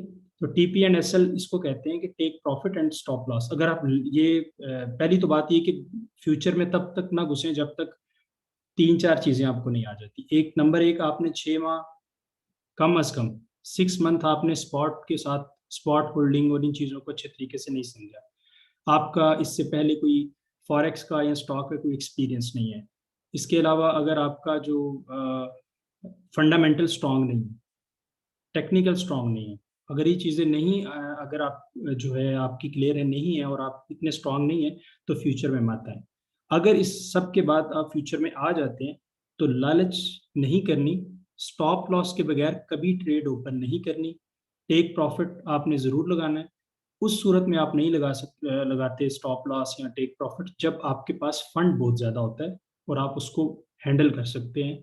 तकरीबन 3 माह तक भी ट्रेड ओपन रहे तो आपका जो स्टॉप लॉस हिट नहीं होने के चांस, यानी आपके लिक्विडेट होने के चांस नहीं होते, आपके पास फंड बेतहाशा होता है। यानी मैं अगर 10,000 का फंड पड़ा हुआ है, उसमें से सिर्फ मैं $300 300 को यूज कर रहा हूँ 5x की लेवरेज के साथ, तो वो 1500 बनेगा, तो वो कभी भी मैं, वो कोई मसला नहीं है, उस पर आप स्टॉप लॉस ना लगाएं कोई मसला नहीं है, टेक प्रॉफिट ना लगाएं कोई मसला नहीं है। लेकिन ये इसलिए भी जरूरी होता है, टेक प्रॉफिट इसलिए जरूरी होता है कि बाज़ वक़्त आप सोए, हर वक्त आप स्क्रीन के सामने नहीं बैठे होते, किसी वक्त एक स्पाइक आती है और वो प्रॉफिट जो है वो प्राइस जो है हिट होती है और वो वापस आ जाती है, उसके बाद वो वहां तक जाती नहीं है, तो आप उसको जो है वो लगा देते हैं, स्टॉप टेक प्रॉफिट लगा देते हैं, ताकि आपका जो प्रॉफिट है वो बुक हो जाए, चाहे आप सो रहे हैं चाहे आप अपने दूसरे कामों में मसरूफ हैं। तो ये एक, जो ट्रेडर होते हैं उनके कुछ रूल्स होते हैं, वो उन्हीं रूल्स के साथ स्टिक रहते हैं। वो हमेशा स्टॉप लॉस और टेक प्रॉफिट की लिमिट लगा के चलते हैं, यानी वो कभी भी इस तरह ओपन नहीं छोड़ते ताकि वो इन चीज़ों को मिस ना करें। भाई 10x में कितना बचेगा आपको, 10x में कितना बचेगा, यहाँ पे ना एक चीज़ होती है, ये देखें, ये आपके पास कैलकुलेटर है, राइट साइड पे एक, जब आप फ्यूचर मार्केट खोलते हैं, ये स्पॉट में नहीं आएगा, फ्यूचर में आएगा। जैसे ही आप यहाँ पे जाते हैं फ्यूचर मार्केट खोलते हैं, ये आपके पास यूएसडीटी फ्यूचर मार्केट खुलती है और यहाँ पे आपका जो कैलकुलेटर आता है, यहाँ पे आप जब क्लिक करते हैं तो यहाँ पे आप कैलकुलेट कर सकते हैं कि मैं कहाँ पे जाके मुझे कितना लॉस होता है कितना प्रॉफिट होता है। ये 10x यहाँ पे मैंने कर दी। वो कहता है कि एंट्री प्राइस क्या है, मैं कहता हूँ जी 60,270 है। और एग्जिट एग्जिट प्राइस कितनी है, मैं कहता हूँ जो एग्जिट प्राइस है मेरी वो है 62,000। वो कहता है आपने कितने बीटीसी खरीदे हैं, तो वो तो मुझे अब देखना पड़ेगा ना कि कितने खरीदे हैं। फॉर एग्जाम्पल मेरे पास 1,000 है और वो जब मैंने 10x की लेवरेज ली वो 10,000 बन गया। 10,000 को 10,000 के कितने बिटकॉइन आ जाएंगे वो खुद आप अंदाजा लगा लें।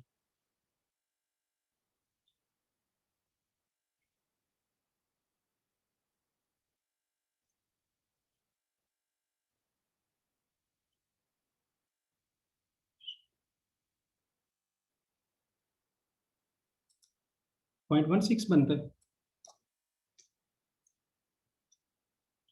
नहीं है 0.16, ओके। वो कह रहे हैं कि आपको इतना प्रॉफिट हो जाएगा, यहाँ पे आप उसकी अमाउंट लिखते हैं। इस वक्त जो है वो कैलकुलेट नहीं सही कर पा रहा मैं, कितने परसेंट आप लेते हैं, लेकिन आप यहाँ पे लिखेंगे तो आपके पास आ जाएगी 0.16, जितना भी खैर कैलकुलेटर कर लें, आप कैलकुलेट कर लें कितना आता है, 10,000 पे कितना मिलेगा आपको। यस 160 आएगा, ओके। 1.6 को आप इसमें सिंपल सी है ना कि 1.6 को आप करें 6 से ज़रब दे दें 0.1, सो 1.6 मल्टीप्लाई बाई 6, यस तकरीबन आपके पास आ जाता है 1.6, ठीक है। अब वो हो गया अंदाज़ा। 16 आ गया, और बस हाँ 168 या 167 इतना बनेगा मेरे ख्याल से। तो आप वो आपको बता रहा है कि अगर आपने मैंने उसको 1,000 का अगर मैं ले रहा हूँ 10x की लेवरेज के साथ, तो मुझे प्राइस की मूवमेंट अगर इतनी होगी तो मुझे $276 बचेंगे, जो मेरी अमाउंट का 28.7% होगा। ठीक है, ये है जनाब आपके पास कैलकुलेटर। इसी तरह ही शॉर्ट का भी होता है। शॉर्ट ये होता है कि आप लॉन्ग और शॉर्ट एक टर्म्स हैं इसमें आपकी ट्रेडिंग के अंदर। प्राइस ऊपर जा रही है वो तो आप कमा रहे हैं, ठीक है, लेकिन ट्रेडिंग के अंदर एक और चीज़ होती है, अगर प्राइस नीचे को आ रही है तब भी आप कमा सकते हैं। वो कैसे? आप शॉर्ट कर देते हैं, जैसे फॉर एग्जांपल मैं यही सारी चीज़ें इसी तरह रखता हूँ, और अगर मैं 60,270 पे मैंने एंट्री ली और प्राइस 62,000 होगी ना, तो मुझे इतना नुकसान हो जाएगा, 276 नुकसान हो जाएगा। और अगर ये प्राइस नीचे आ गई, ठीक है, इतनी प्राइस नीचे आ गई तो मुझे इतना प्रॉफिट हो जाएगा। जितनी प्राइस नीचे आ गई, अगर 58,000 प्राइस नीचे आती है तो मुझे 363 जो है वो US$ प्रॉफिट हो जाएगा, अगर मैंने $1,000 की साथ 10x की लेवरेज के साथ ये मैंने खोली हुई है ये ट्रेड अपनी। ठीक है, तो आप ये वैसे इसमें अजीब सी बात होती है कि ट्रेडिंग की दुनिया के अंदर जो है वो शॉर्टिंग या जिसको आप कहते हैं आप सेल कर सकते हैं, शॉर्ट कर सकते हैं, सेल कर सकते हैं एडवांस में। आपके पास वो होते नहीं है, लेकिन एडवांस में आप उसको कर सकते हैं। इसके ऊपर खैर बाद में हम बात करेंगे कि पीछे इसके कॉन्सेप्ट क्या है। लेकिन अगर प्राइस ऊपर जा रही है तब भी कमा सकते हैं, अगर प्राइस नीचे आ रही है तो फ्यूचर में जाके आप तब भी कमा सकते हैं। रिस्की है, अगर ये प्राइस ऊपर चल जाएगी तो आपको लॉस होगा। तो ये है आपकी फ्यूचर ट्रेडिंग, जिसको एक जिसका मैंने एक ओवरव्यू दिया आपको कि इस तरीके से ये काम होता है। लेवरेज ये होती है कि आप अपने उसके ऊपर, नहीं गैम्बलिंग नहीं है भाई, ये गैम्बलिंग आप इसको इसलिए नहीं कह सकते कि आप जो है वो, हाँ गैम्बलिंग तब है कि अगर आपने जस्ट लगा दी बस, ठीक है, आपको पता नहीं किसके पीछे है, हम कैलकुलेट कैसे कर रहे हैं, हम कितनी लेवरेज ले रहे हैं और कितना प्रॉफिट को जो मैंने टारगेट किया हुआ है, वो गैम्बलिंग है। वो तो फिर कोई भी कॉइन उठा के आंखें बंद करके पर्ची डालें तो कि मैं ये उठा लूंगा, चल गया तो चल गया, ना चला तो ना चला, वो तब भी गैम्बलिंग हो जाएगी। वो तो रियल बिजनेसेस में भी तब गैम्बलिंग होती है जब आप उसको समझते नहीं है। सर शॉर्ट जो है ना, शॉर्ट में आपको स्पेशली इसके ऊपर पूरा एक टॉपिक रखेंगे। ये ठीक ठाक कॉम्प्लिकेटेड सा एक कॉन्सेप्ट है शॉर्ट का। तो शॉर्ट के ऊपर आप सिर्फ ये समझ लें कि जब प्राइस को आपने महंगा खरीद के सस्ता बेचना होता है तो शॉर्ट करते हैं। यानी प्राइस नीचे आ रही है, अगर आपको पता लगे कि 60,000 प्राइस है, अभी प्राइस गिरने वाली है, तो आप क्या करते हैं, आप शॉर्ट कर लेते हैं। तो शॉर्ट करके भी आप पैसे कमा सकते हैं। अगर आपको पता है प्राइस ऊपर जाने वाली है तब भी आप पैसे कमा लेते हैं। अच्छा ट्रेडर दोनों कंडीशंस में पैसे कमाता है। और वो जो है आपकी गैम्बलिंग की जहाँ तक बात है, गैम्बलिंग तब है जब आप यहाँ पे रखें, 50x पे रखें, ठीक है, और यहाँ पे जो है वो आप पूरा BTC खरीद लें, ठीक है, यानी 1,000 है मेरे पास, बल्कि मैं 60x करता हूँ, सीधा सीधा वो एक मेरे पास पूरा बिटकॉइन में खरीद लूंगा। अब देखें कि मैंने वो बिटकॉइन की प्राइस जितनी ऊपर जाएगी, अगर वो 65,000 पे चला गया तो मुझे 5,000 के करीब प्रॉफिट हो जाएगा। ठीक है, अगर मैंने इसको शॉर्ट किया, 60x ले ली, तो प्रॉफिट जितना बड़ा है उतना बड़ा मेरा लॉस भी होगा। जी, लॉन्ग जो है वो बुलिश में होती है, जब जारी बात है प्राइस ऊपर जाए तो वो लॉन्ग करते हैं, जब प्राइस नीचे को आए तो आप शॉर्ट करते हैं, जिसको हम बेरिश ट्रेंड कहते हैं। कल हमने इस पे बात की थी कि जब प्राइस ऊपर को जाती है उस ट्रेंड को हम बुलिश कहते हैं। और ये बिल्कुल ठीक कहा आपने हमें कि जब आपकी प्राइस नीचे आती है तो उसको हम बेरिश ट्रेंड कहते हैं। तो बेरिश ट्रेंड में आप शॉर्ट करते हैं, बुलिश ट्रेंड में आप लॉन्ग करते हैं। तो यहाँ पे इसको कुछ जगहों पे ना बाय एंड सेल भी लिखा होता है। फॉरेक्स में इसको बाय एंड सेल भी कहते हैं, लॉन्ग एंड शॉर्ट भी कहते हैं, एक ही बात है। ओके, अब यहाँ तक हमने देख लिया ये टारगेट प्राइस, लिक्विडेशन प्राइस। मेरा ख्याल है कि इसको जो है ना हम एक ही दिन में बहुत सारी चीज़ें अगर हम कर रहे हैं ना, तो वो शायद कुछ लोगों के लिए मसला आए। मुझे पता है बहुत सारे आप में से कुछ लोग ऐसे होंगे जो पहले से ट्रेड कर रहे हैं, उनके लिए बेसिक बातें होंगी। लेकिन यहाँ से लिक्विडेशन प्राइस भी आप चेक कर सकते हैं कि मेरी कितनी प्राइस की मूवमेंट हो तो मैं लिक्विडेट हो जाऊंगा, यानी मेरा डेटा, ये मेरा जो बैलेंस है वो खत्म हो जाएगा। आप यहाँ से चेक कर सकते हैं। फॉरेक्स और फ्यूचर ट्रेडिंग सेम है भाई, जी सेम है। फॉरेक्स ट्रेडिंग में आप लेवरेज के बगैर चलते ही नहीं है। वहाँ तो यहाँ जो क्रिप्टो की मार्केट है ना, इसमें तो ऑप्शन आपके पास ये भी है ना कि आप स्पॉट होल्डिंग कर लें। लेकिन फॉरेक्स के अंदर तो विदाउट आप लेवरेज चल ही नहीं सकते। वहाँ पे अगर आप लेवरेज नहीं लेते 50x की, 100x की आप लेवरेज नहीं लेते तो आपको वहाँ तो प्रॉफिट ही नहीं होता। लिहाजा फ्यूचर एंड जो आपकी फॉरेक्स है वो बोथ आर सेम। अलबत्ता जो आपके पास क्रिप्टो ट्रेडिंग है उसके अंदर एक ऑप्शन होती है, वो ऑप्शन ये होती है नए लोगों के लिए कि वो जैसे गोल्ड को होल्ड कर सकते हैं या आप प्लॉट होल्ड करते हैं, इसी तरह आप यहाँ पे कोई एसेट जो है, कोई कॉइन होल्ड कर सकते हैं। ये एक फ़र्क है क्रिप्टो के अंदर। मैं समझता हूँ कि दो फायदे हैं। एक तो स्टॉक की इस हवाले से फ़ायदा है, स्टॉक की जो मूवमेंट है बड़ी स्लो होती है, और एक फॉरेक्स के लिहाज से कि फॉरेक्स की मूवमेंट में जो आपके पास जो डेट आपके पास इन्वेस्टमेंट बड़ी होनी चाहिए और उसके अंदर भी मूवमेंट स्लो होती है। दोनों के लिहाज से क्रिप्टो के अंदर फ़ायदा ये है कि एक तो आप डायरेक्टली अपने एसेट को होल्ड करते हैं, आप डिपेंडेंट नहीं होते। कैसे नहीं होते मैं भी आपको आगे थोड़ा सा बताता हूँ।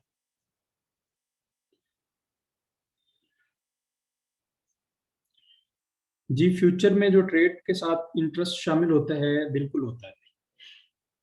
जब आप वो पैसे देते हैं तो वो आप वहाँ ये इंटरेस्ट उस इंटरेस्ट से डिफरेंट है या नहीं है, वो उस पे बहस हो सकती है, उस पे बात भी की जा सकती है। तो इसलिए मैं कोई रेकमेंड नहीं कर रहा आपको। अगर आप फिल वक्त जो है इसके ऊपर मुतमईन है, अगर आप समझते हैं कि ये इंटरेस्ट डिफरेंट है और फी के नाम पे ये ले रहे हैं, तो अगर आप मुतमईन है तो आप कर लें, लेकिन मैं आपको रेकमेंड नहीं कर रहा। तो ये इस वक्त जो है वो स्कोप में नहीं है कि हम इसको डिस्कस करें कि ये इंटरेस्ट वही इंटरेस्ट है जिसको हम सूद समझते हैं, या ये इंटरेस्ट फी के नाम पे है या क्या है। बेसिकली ये मेकर एंड टेकर की फी होती है, जो लिक्विडेट जो कह लें कि लिक्विडेशन को सप्लाई कर रहे होते हैं, ये उनके हवाले से जो उनको होता है उनकी फीस होती है, या फिर ये बेट होती है। ये तीन चार चीज़ें होती हैं, इनका कम्बिनेशन है बेसिकली फ्यूचर ट्रेडिंग। तो आई रिकमेंड एवरीवन कि आप जो है वो इससे अपने वो गुरेज करें। एक तो जब तक आपको फुल समझ नहीं आती वो तो वैसे ही करना चाहिए, लेकिन अगर आपको समझ आ भी जाती है तो फिर आप खुद इस पे रिसर्च करें, अच्छे तरीके से इसको देखें कि किस तरह प्रॉफिट हो सकते हैं। मैं फ्यूचर ट्रेडिंग जो है वो 99% नहीं करता। इसके अलावा बड़ी सारे ऑप्शन हैं अच्छे अपने आप को कमाने के, वो मैं आपको बता देता हूँ वो कैसे कमाए जा सकते हैं। वो हम जब DeFi के ऊपर जाएंगे तो वो आप ज़्यादा बेहतर तरीके से समझ सकेंगे कि फ्यूचर ट्रेडिंग उसके आगे कुछ नहीं है। अगर रिस्क ही लेना है तो फिर सही तरीके से रिस्क लिया जाए, जिसमें एक तो रिवार्ड अच्छा मिले प्लस इस तरह के मसले भी ना हो। जी, आगे हम इसके बाद जो है वॉलेट पे आ जाते हैं। एक चीज़ बड़ी इम्पोर्टेंट और यहाँ पे कि चूंकि ये हमारा ओवरव्यू का सेशन है ना, तो ये सारी चीज़ों का कुछ चीज़ें समझ आ जाएंगी, जो पहले से कर रहे हैं उनकी क्लियर हो जाएंगी, और जो बिल्कुल नए हैं उनको बस नाम याद होंगे अभी। ये परेशानी वाली कोई बात नहीं है कि ये बड़ा मुश्किल टॉपिक है, ये 3 दिन में आने वाला टॉपिक है नहीं। जस्ट इसको मैंने इतना वो कह लें कि इसको कंपाइल इसी वजह से किया था 3 दिनों में कि बुनियादी जो आपके जो अंडरस्टैंडिंग है वो हर चीज़ की हमें मिल जाए, जो कि 3 दिनों में कवर हो नहीं पाती। अलबत्ता ये है कि आइडिया ज़रूर हो जाएगा, या नाम आपने कम से कम उनके सुन लिए होंगे। अब वॉलेट पे आ जाते हैं। वॉलेट्स क्या होते हैं? ठीक है, जैसे आप अपनी कोई आपके पास कुछ पैसे हैं और आपके पास दो ऑप्शन होते हैं। एक ऑप्शन होती है कि आप बैंक में रखते हैं, दूसरी ऑप्शन होती है कि आप अपने घर में लॉकर में रखते हैं। दोनों के फायदे भी हैं, दोनों के नुकसान भी हैं। ठीक है। फायदा पहली सूरत में बैंक में रखने का फायदा क्या है कि आप उसको यूज अच्छे तरीके से कर सकते हैं। किसी को भेजने हैं, किसी से कुछ आपने मंगवाना है, या कोई आपने इंटरनेशनल उसको ट्रांजैक्शन कोई भी करनी है, तो आपके लिए बड़ी आसानी है कि बैंक के मीडियम के थ्रू आप फौरी तौर पे कर सकते हैं। इसी तरह दूसरी सूरत में जब आप अपने घर में लेकिन रखते हैं पैसे, तो उसमें ये आपको जो है वो इतना सा जो है फायदा आपको नहीं मिलता जितना आपको बैंक में रखने से मिलता है। अब नुकसान क्या है? नुकसान ये है कि जो बैंक के अंदर पैसे हैं उसका कंट्रोल आपके पास नहीं है, उसका कंट्रोल एक्चुअली बैंक के पास है। जो आपके पास अपने घर में लॉकर में पड़े हुए हैं उसका कंट्रोल एग्जैक्ट आपके पास है। तो दो एक फायदा है, दो एक एक फायदा है दोनों में, और एक एक नुकसान है। अब यहाँ पे जो आपके पास जो कॉइन्स होते हैं, इसमें अब ये मसला ही होता है कि चूंकि आप जो है इसको पैसों की तरह अपने घर में तो रख नहीं सकते। इसके लिए आपको क्या चाहिए? इसके लिए वही वॉलेट चाहिए जिसमें ये करेंसी आती है, ठीक है। तो जैसे मुख्तलिफ किस्म की चीज़ों के लिए मुख्तलिफ जो है वो आपके पास ऑप्शन होती हैं, इसी तरह आपके पास क्रिप्टो को सेव करने के लिए या अपने पास स्टोर करने के लिए भी ऑप्शन डिफरेंट है, आपको उन्हीं के साथ स्टिक रहना पड़ता है।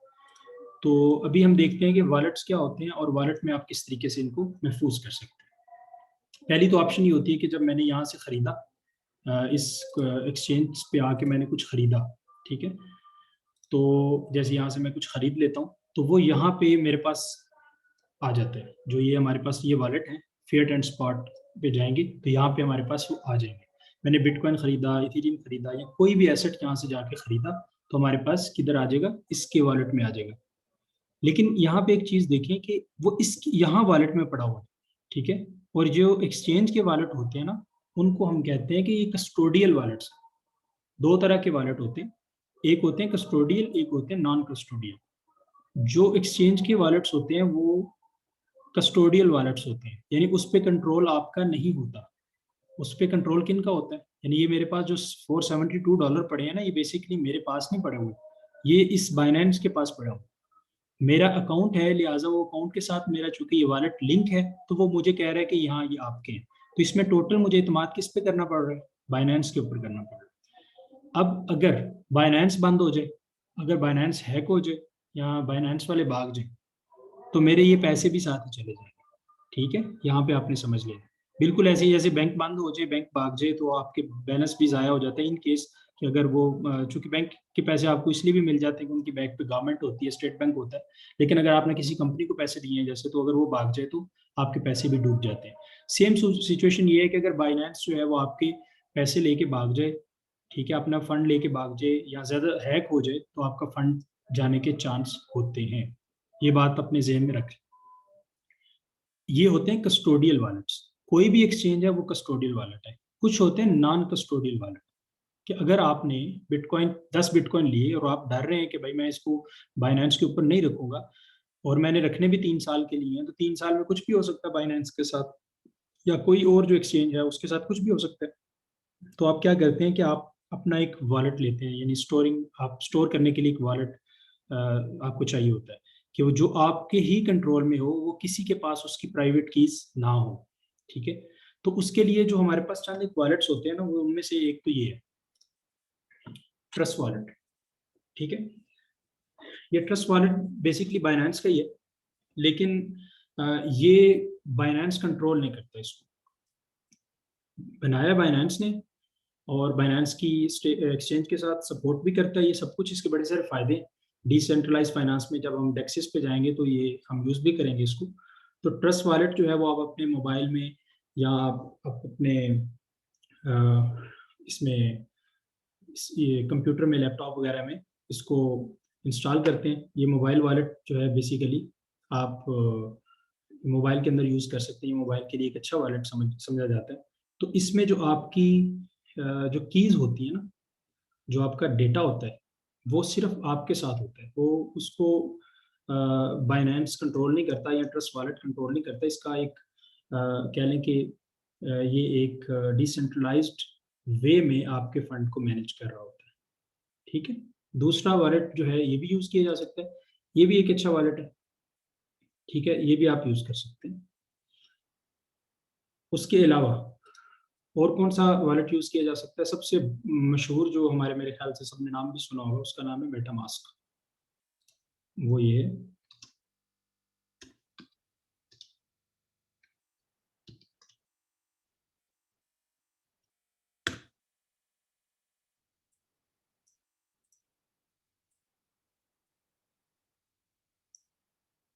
ये तमाम जो वॉलेट मैंने आपको बताए हैं ये फ्री होते हैं। और ये मेटामास्क वॉलेट आपने डाउनलोड करना है। ये डाउनलोड जब आप करते हैं तो ये क्रोम के लिए जो इसकी एक्सटेंशन है वो आप यूज़ करें। मोबाइल के लिए भी यूज़ कर सकते हैं, लेकिन ज़्यादातर ये क्रोम के लिए यूज़ होता है। क्रोम की एक्सटेंशन होती है, ठीक है। तो क्रोम ब्राउज़र जो होता है उसकी एक्सटेंशन आप डाउनलोड करते हैं और वो उसको सेटिंग उसकी बना लेते हैं, उसके ऊपर अकाउंट क्रिएट करते हैं और उसके बाद जो है आप इसको यूज़ कर सकते हैं। ये जो वॉलेट है वो बेसिकली ये भी वेब 3 जिसको हम कहते हैं, वेब 3 वॉलेट है, यानी नॉन कस्टोडियल वॉलेट है। तो नॉन कस्टोडियल वॉलेट में ये जो आपको मैंने 3-4 अभी बताए हैं और इनकी रेटिंग भी अच्छी है और ये बहुत ज़्यादा करेंसीज़ को सपोर्ट करते हैं। कितनी करेंसीज़ रख सकते हैं वो आप इसको जब आप चेक करें इनकी वेबसाइट्स पे जाके चेक कर सकते हैं या गूगल पे लिख के चेक कर सकते हैं कि मेटामास्क किस-किस करेंसी को होल्ड करने की आपको ऑप्शन देता है। मसलन आप एक ऐसा कॉइन खरीद लेते हैं जो ये होल्ड करने की आपको ऑप्शन नहीं देता, तो आपको फिर वो वॉलेट लेना होता है जो उस ख़ास करेंसी को जो है जो आपने खरीदी है उसको सपोर्ट करता हो। लेकिन ये जो जितनी भी बड़ी मेजर करेंसीज़ हैं, वो सारी की सारी आपकी मेटामास्क में, ट्रस्ट वॉलेट में और ये जैक्स वगैरह में इस जो आप इनको कर सकते हैं, ठीक है? मतलब 100 के करीब-करीब करेंसीज़ इनमें होती हैं, जो ये सपोर्ट करते हैं। ये एक तो एक तरीका लॉन्ग टर्म होल्डिंग के लिए ये वॉलेट होते हैं और ये फ्री होते हैं, इनकी कोई फ़ी वगैरह नहीं होती, ना ही आपने इसके ऊपर ये टोटल कंट्रोल आपके पास होता है। अब इस टोटल कंट्रोल का एक नुकसान भी है, अगर आप अपना पासवर्ड या जो इसकी बैकअप की होती है, अगर वो आप भूल जाते हैं, तो फिर ये कंपनी भी आपका फंड जो है वापस नहीं ला सकती क्योंकि ये डिसेंट्रलाइज़्ड वे में होता है, तो इसलिए आप जो है इसको फिर एहतियात से इस्तेमाल करते हैं। तो ये आपके पास वॉलेट्स आ गए। मैंने 3 वॉलेट्स आपको फ़िलहाल आज बताए। इनमें से सबसे ज़्यादा जो हम यूज़ करेंगे फ्यूचर में वो मेटामास्क करेंगे, कहीं ये भी यूज़ करेंगे, तो ये एक ऑप्शनल है।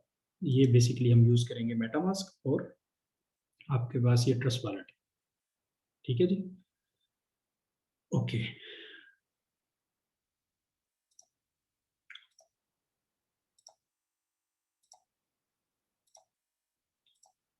इसके बाद ना पोर्टफ़ोलियो पे थोड़ा-सा आ जाते हैं कि पोर्टफ़ोलियो क्या होता है?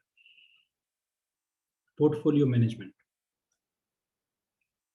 बुनियादी तौर पे पोर्टफ़ोलियो एक काफ़ी जो है वो लॉन्ग और वसी और टाइम टेकिंग जो है वो एक टॉपिक है। बहुत सारा टाइम ये इसको चाहिए इसको बताने के लिए। तो लेकिन आज हम शुरू करते हैं कि पोर्टफ़ोलियो किस तरह मैनेज किया जाता है। नॉर्मली आप क्रिप्टो के अंदर जो पोर्टफ़ोलियो मैनेज करने की जो आपके पास अप्रोच होती है, वो थोड़ी-सी डिफरेंट होती है आपकी निस्बतन कह लें कि स्टॉक मार्केट से और दीगर। कुछ चीज़ें मिलती भी हैं और कुछ चीज़ें जो हैं आपकी फ़ॉरेक्स से मुख्तलिफ हैं, कुछ फ़ॉरेक्स से मिलती-जुलती हैं, कुछ चीज़ें आपकी स्टॉक मार्केट से मिलती हैं, कुछ चीज़ें आपकी अ, उससे फ़ॉरेक्स वगैरह से मिलती हैं। एक बुनियादी रूल आपने ज़हन में रखना है, वो ये है कि आपने क्रिप्टो के अंदर वो फंड लगाना है, जिस फंड को या जिन पैसों को अगर आप इसमें उसमें लॉस हो जाए तो आपको कोई ज़्यादा मसला ना आए, ठीक है? एक तो चीज़ ये, क्योंकि ये हाइली वोलेटाइल एक एसेट क्लास है, जिसमें प्रॉफ़िट भी इतना अगर आपको हो रहा है, ये देखिए सिर्फ़ रिपल 23% बढ़ चुका है 1 दिन में। तो इतना प्रॉफ़िट तो दुनिया में किसी बिज़नेस में नहीं होता, पूरे साल में बाज़ औक़ात इतना प्रॉफ़िट नहीं आपको मिल रहा होता। अगर आप पाकिस्तान जिसमें इंटरेस्ट रेट बहुत ज़्यादा हाई है, तो वहाँ पे भी अगर आप देखें कि बैंक्स आपको सालाना 7, 8, 6, 5, 4% तक आपको मुख्तलिफ यानी पैकेजेज़ हैं, ज़्यादा से ज़्यादा मेरे ख़्याल से 8-9% दे रहे हैं आजकल। तो सालाना, तो ये आपको 1 दिन के अंदर 24 आवर के अंदर आपको 20-23% दे रहा है। तो ये 1 दिन के अंदर 7% गिरता भी है। 1 दिन के अंदर फिर ये देखिए मेरे पास जो एसेट्स हैं, उसमें ये जो एंजिन कॉइन है, वो 11% 1 दिन में गिरा भी है, ठीक है? और ये 3.17 पे जो है इस वक़्त नहीं है बल्कि देखें 3.78 से वापस आया। ये हाईज़ का ये देखें, आपको पता चल जाएगा। मुख्तलिफ कॉइन्स हैं ये देखें, वेव्स जो है वो 20 के करीब से वापस आया है। ये 6.5 से वापस आया। तो ये 3-4 दिनों में आपका फंड आधा भी रह जाता है। तो ये भी आपने ख़्याल रखना है। होल्डिंग आपने करनी है, होल्डिंग पावर आपके पास होनी चाहिए और स्ट्रॉन्ग प्रोजेक्ट्स में आपने पैसे लगाने हैं। तो पोर्टफोलियो का बुनियादी रूल ये है कि आपने उतने पैसे लगाने हैं सबसे पहले कि जो आपको अगर आप लॉस कर रहे हैं या अगर वो यहाँ पे मार्केट क्रैश हो गई है, तो आपको मसला ना हो, आप उसको 1 साल, 2 साल के लिए होल्ड करने की पोज़ीशन में हो। आपने अपनी ऐसी अमाउंट नहीं लगानी जिसका आपको कल ज़रूरत है या परसों ज़रूरत है, ठीक है? एक तो चीज़ ये। दूसरी चीज़ इसके अंदर जो पैसे कमाने वाले लोग होते हैं, वो कभी भी एक कॉइन के अंदर सारा फंड नहीं डाल देते। हमारे यहाँ एक बुनियादी जो स्ट्रैटेजी मानी जाती है, वो एक ये होती है कि आपने हमेशा 40% जो अपना बैलेंस है, अगर आपने 1,000 लगाया तो 40% या स्टार्ट में 50% जो बैलेंस है, शुरू अगर आप कर रहे हैं तो 50% बैलेंस आपने इन्वेस्ट ही नहीं करना, उसको यूएसडीटी में सेव करके रखें। आपने इथेरियम लिया, 2,000 का इथेरियम ले लिया, इस वक्त जो प्राइस 2,148 चल रही है, इस पे इथेरियम ले लिया आपने। अब इथेरियम फर्ज करें क्रैश कर जाता है, तो आप क्या करते हैं कि आप 1500 पे चला जाता है इथेरियम, तो आप जो आपके पास बाकी फंड है ना, उससे थोड़ा सा और खरीद के उसकी एवरेजिंग को सेट कर लेते हैं। इसको हम डॉलर कॉस्ट एवरेजिंग कहते हैं। यानी डीसीए, डॉलर कॉस्ट एवरेजिंग, ये होती है कि आप एक एसेट को तब बाय करें जब वो हाई था, और जब आपने वो क्रैश हो गया किसी वजह से, और ये हर वक्त एक प्रोबेबिलिटी तो है ना कि वो क्रैश कर जाएगा, नीचे आ जाएगा, तो जैसे उसकी प्राइस ज्यादा डाउन आई, आपने थोड़ा सा तब खरीदा, उसकी जो आपकी जो एवरेजिंग है ना, डॉलर कॉस्ट एवरेजिंग, वो आ गई जो है 1800 पे, 1700 पे, इन केस ऑफ इथेरियम, कि अगर आपने 2100 पे खरीदा और फिर 1500 पे खरीदा, तो वो कहीं दरमियान में आ जाएगी। एक स्ट्रेटेजी ये होती है, ठीक है। और हमेशा एक अच्छा ट्रेडर जो है वो इसी स्ट्रेटेजी पे चलता है, उसका गेन कम होता है लेकिन वो बड़ा परमानेंट होता है। वो एक दिन के अंदर डबल नहीं होते उसके पैसे, लेकिन वो एक साल के बाद ठीक ठाक होते हैं। तो जो डबल करने वाले होते हैं एक दिन के अंदर, वो तो किस्मत की बात भी है, और बाज़ औक़ात आपका लक चल जाती है, बाज़ औक़ात आपका वो क्या कहते हैं कि तुक्का लग जाता है, तो वो उसका तो किसी को नहीं पता होता, वो तो आपकी लॉटरी भी निकल आती है। लेकिन ये देखें कि आपने परमानेंटली कितनी देर के लिए आपने लॉन्ग टर्म रेस का घोड़ा बनना है या शॉर्ट टर्म का, एक चीज। और सबसे ज्यादा लॉस वो लोग करते हैं जो फोमो करते हैं। फोमो मतलब फियर ऑफ मिसिंग आउट। अब आपने देखा इथेरियम तो ऊपर जाई जा रहा है, जाई जा रहा है, जाई जा रहा है, वो आपने सुबह से लेकर शाम तक उसके चार्ट के ऊपर नजरें दौड़ाई, और जब वो 2200 पे चला गया आपने खरीद लिया, वो 2200 से फिर नीचे आ गया। हमेशा एक एंट्री पॉइंट होता है, किसी भी एसेट को खरीदने का एक एंट्री पॉइंट होता है, जो आपको टेक्निकल एनालिसिस के बाद थोड़ा सा बेहतर समझ आ जाती है। 100% एक्यूरेसी कहीं पे भी नहीं है, लेकिन एटलीस्ट जो आपकी एक अच्छी कह लें कि स्ट्रेटेजी बनाने में आपकी जो हेल्पफुल चीज़ें हैं वो आपको मिल जाती हैं, कि आपने किस तरीके से कब जो है वो आपने बाय करना है और कब आपने उसको सेल करना है। बाज़ औक़ात ऐसा होता है कि आप पैनिक सेल करते हैं। पैनिक सेल ये होती है कि आपने इथेरियम आज खरीद लिया, और वो 2100 पे आपने खरीद लिया, वो शाम को देखा आपने कि वो 1800 पे आ गया और बड़ी स्पीड से नीचे जा रहा है, आपने उधर ही बेच दिया। और जब बेचने के बाद हुआ ये कि अगले दिन पता चला कि वो दोबारा 2000 पे, 2100 पे वापस आ गए। ये हर दूसरे बंदे के साथ शुरू में हो जाता है। तो इसको कहते हैं कि पैनिक सेल। पैनिक सेलिंग नहीं करनी, पैनिक बाइंग नहीं करनी। हमेशा एक जो है ना एनालिसिस करने के बाद, या किसी को अगर आप फॉलो कर रहे हैं, ठीक है, उसकी बात समझ के और उसको खुद एनालिसिस करके एक मुनासिब सा फंड लगाना है। अब मैं आपको एक स्ट्रेटेजी बताता हूँ कि स्ट्रेटेजी क्या है कि आप लॉट साइज बनाएं। किसी ने अगर फॉरेक्स ट्रेडिंग की है तो उसको पता है कि वहाँ पे लॉट साइज की कितनी इंपॉर्टेंस है। वहाँ पे लॉट साइज बाकायदा कैलकुलेट होती है, ठीक है। लॉट साइजिंग जो है वो इतनी इंपॉर्टेंट चीज़ है कि अगर आपको ये आर्ट आ जाए ना, लॉट साइज मैनेज करने का, लॉट मैनेज करने का, तो आप एटलीस्ट जो है वो अच्छा खासा मतलब लॉन्ग रन के अंदर बहुत अच्छे प्रॉफिट में जा सकते हैं। यानी आप अपनी अमाउंट को डबल, ट्रिपल या 4 गुना, 5 गुना इस तरह कर सकते हैं लॉन्ग रन में। शॉर्ट रन में आपको प्रॉफिट भी हो सकता है, अच्छा खासा प्रॉफिट हो सकता है। तो लॉट साइज क्या होती है, जो मेरी पर्सनल स्ट्रेटेजी है लॉट साइज की, वो 10% है। इसमें क्रिप्टो में मैं 10% की लॉट रखता हूँ। अगर मेरा फंड $1,000 है तो मेरी लॉट साइज है $100। $100 और उसके बाद मैं maximum 60% at a time invest करता हूँ। 60% इन्वेस्ट करता हूँ, और जब बाकी डिप आ जाती है तो मजीद 20-25% और करता हूँ। फिर 10-15% बचा के रखता हूँ, ठीक है। और वो जब मजीद उसकी कोई डिप या बहुत ज़्यादा डाउन जाता है, तो मैं समझता हूँ कि अब डंप आ गया, तो उस वक्त अगर कोई आधे से कम पे अगर मुझे कोई एसेट मिल रहा होता है, तो मैं तब जो है वो 15% या 10% जो है वो यूज़ करता हूँ। कभी कभार ऐसा होता है कि आप सारा फंड यूज़ कर लेते हैं, लेकिन अक्सर और बेशतर 90-95% ऐसा नहीं करता, बल्कि अपनी स्ट्रेटेजी के साथ में स्टिक रहता हूँ। तो बल्कि सारे स्टिक रहते हैं, ये हमने सीखा। 10% की लॉट साइज आप बना सकते हैं, 15% की लॉट साइज बना सकते हैं। इसका फायदा क्या होता है, बहुत सारी चीज़ों को मैनेज करना आसान होता है। आपको यही अंदाजा नहीं हो पाता कि आपने कितने की चीज़ खरीदी है। जैसे आपने इथेरियम 500 का खरीद लिया है, लिंक आपने 200 का खरीद लिया है, यूनी आपने 150 का खरीद लिया है, डाट आपने 400 का खरीद लिया, आपको समझ नहीं आ रही होती कि बेसिकली मुझे प्रॉफिट हो क्या रहा है। ठीक है, अगर आपको एक पोटेंशियल आपका लग रहा है कि लिंक में पोटेंशियल इस वक्त ज्यादा है, तो आप लॉट साइज दो लगा लें। ठीक है, लॉट साइज मैनेज रखें। फंड आपके पास 1000 है, तो लॉट साइज कितनी हो जाएगी? जो है आपके पास 10% का लॉट साइज हो जाएगा $100। अगर आपके पास फंड 2000 हो गया, अब लॉट साइज कितनी होगी? 200। इसलिए मैं कहता हूं कि ट्रेडिंग की दुनिया में गिनती 0 से लेके 100 तक होती है बस। इसमें फंड नहीं देखा जाता कि आपके पास 5 लाख है या 5000 है या 500 है। यहाँ पे आपके पास जो फंड होता है उसकी गिनती 0 से 100 तक, यानी 1 से 100 तक सिर्फ परसेंटेज की गिनती होती है।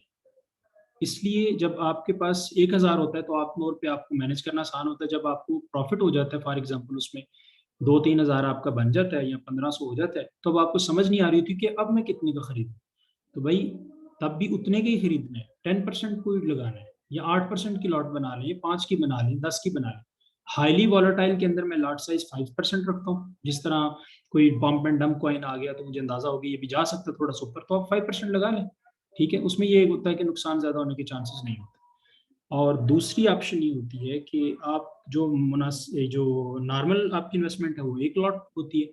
उसके बाद जब कोई बहुत अच्छा पोटेंशियली जो आप समझते हैं कि रैली आने वाली है किसी अच्छे कॉइन के अंदर, आपको कोई सिग्नल मिलता है या आपका अपना एनालिसिस इतना स्ट्रांग होता है, तो आप उसमें 2 लॉट लगा लें। ठीक है, कभी भी आपने अपने पोर्टफोलियो का 25% से ज्यादा किसी एक एसेट में नहीं लगाना। ठीक है, और ये एक बुनियादी रूल है। एक्सेप्शंस जो है वो हमेशा होती हैं, हर जगह पे होती हैं, लेकिन ये एक बुनियादी रूल होता है कि 25% आप ना लगाएं। मैं 25% कह रहा हूँ, हो सकता है कोई 20% कहे। 25% से ज़्यादा आप बिल्कुल भी ना लगाएं।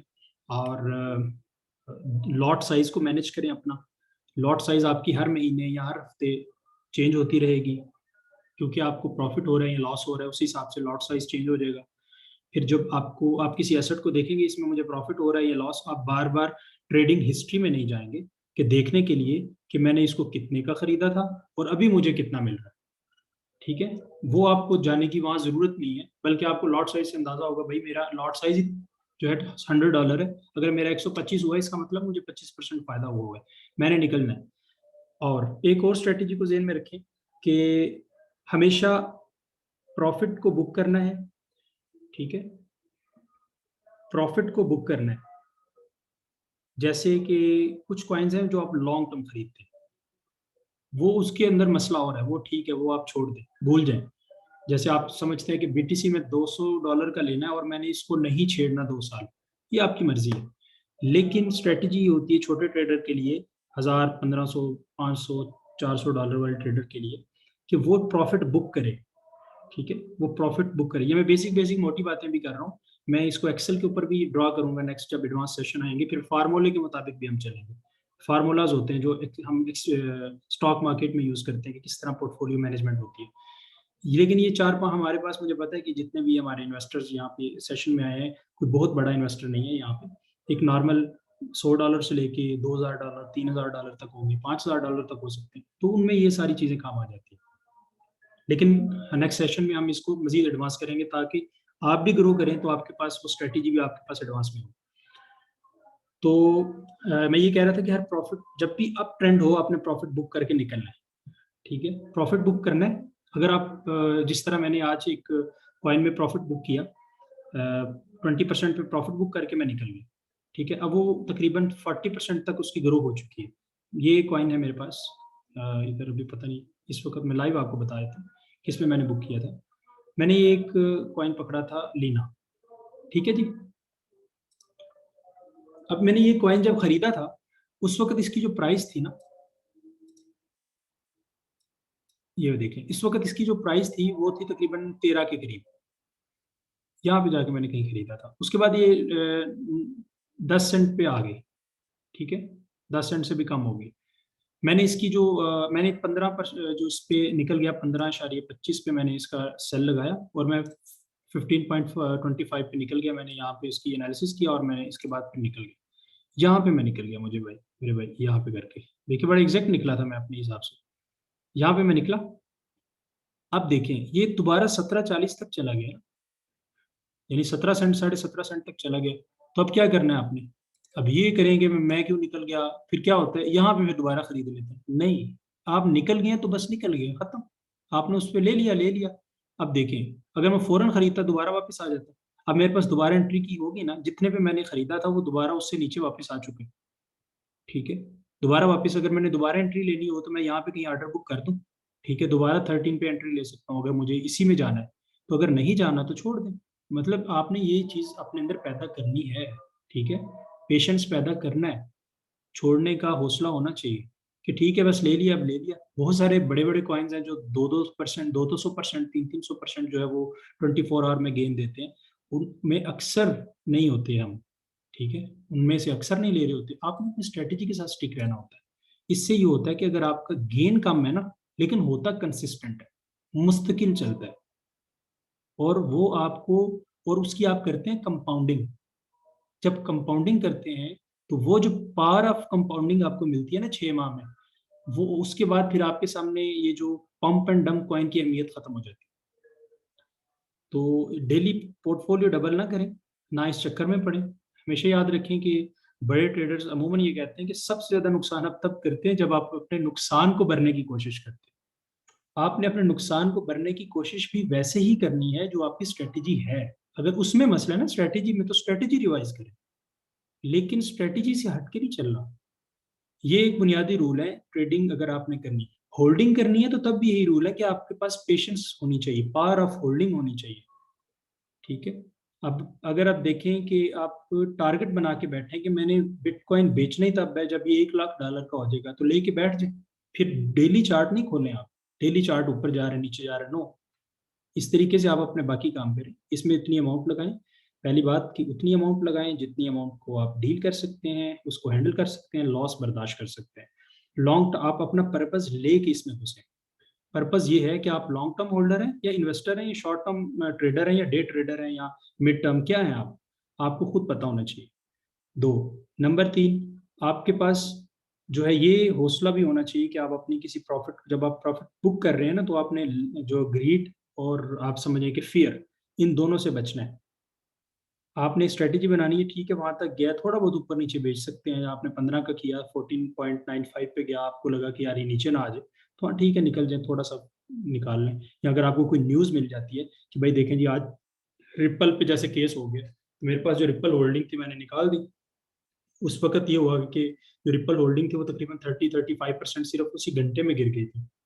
तो ये सम टाइम होता है। अगर आपको हो सकता है उस वक्त अगर मैं ऑनलाइन ना होता तो मैं फिर होल्ड कर लेता उसको। एक तो होल्डिंग पावर रखें, पेशेंस रखें, लॉट साइज मैनेज करें, पोर्टफोलियो की बेसिक चीज़ों को समझें, और आराम आराम से अपने आप को अपग्रेड करें। ऐसा नहीं है कि जो आपने सिर्फ सिग्नल और कॉपी पेस्ट पे चलना है। कल को अगर आपको सिग्नल मिल भी जाए तो आप खुद उसको जज करें कि ये गलत तो नहीं है, या मेरी स्ट्रेटेजी से ऊपर नीचे तो नहीं हो रहे। तो अगर आपके ऊपर नीचे नहीं हो रहे, आपकी स्ट्रेटेजी के मुताबिक है, then you should follow the signal. Signal follow करने के लिए भी आपको थोड़ी बहुत टेक्निकल एनालिसिस की स्किल चाहिए। हम नेक्स्ट लेक्चर्स में, नेक्स्ट सेशंस में, कल के सेशन में मैं थोड़ा सा डिसेंट्रलाइज एक्सचेंजेस पे बात करूंगा, और उसके अलावा हम कुछ फंडामेंटल पे बात करेंगे, बेसिक ऑफ टेक्निकल एनालिसिस पे बात करेंगे, बिल्कुल हल्की फुल्की सी। और उसको हम आखिरी जो 15-20 मिनट होंगे हम वो कंक्लूजन करेंगे सारी की सारी मार्केट का। तो हमारा ये फिर 3 दिन का जो सेशन है इसमें ये सारी चीज़ें कवर हो जाएंगी, जो आज बाकी रह गई हैं वो कल कवर हो जाएंगे। तो अभी आज का जो सेशन है वो यहाँ पे ख़त्म होता है। उम्मीद है कि ये सेशन आपके लिए हेल्पफुल होगा, और इसके हवाले से जो है इंशाल्लाह बाकी जो बातें हैं वो अगले सेशन में होंगी। आज के सेशन में अगर किसी को कोई क्वेश्चन है तो वो भी हैंड रेस करेगा कल की तरह, तो फिर हम उस पर बात करते हैं।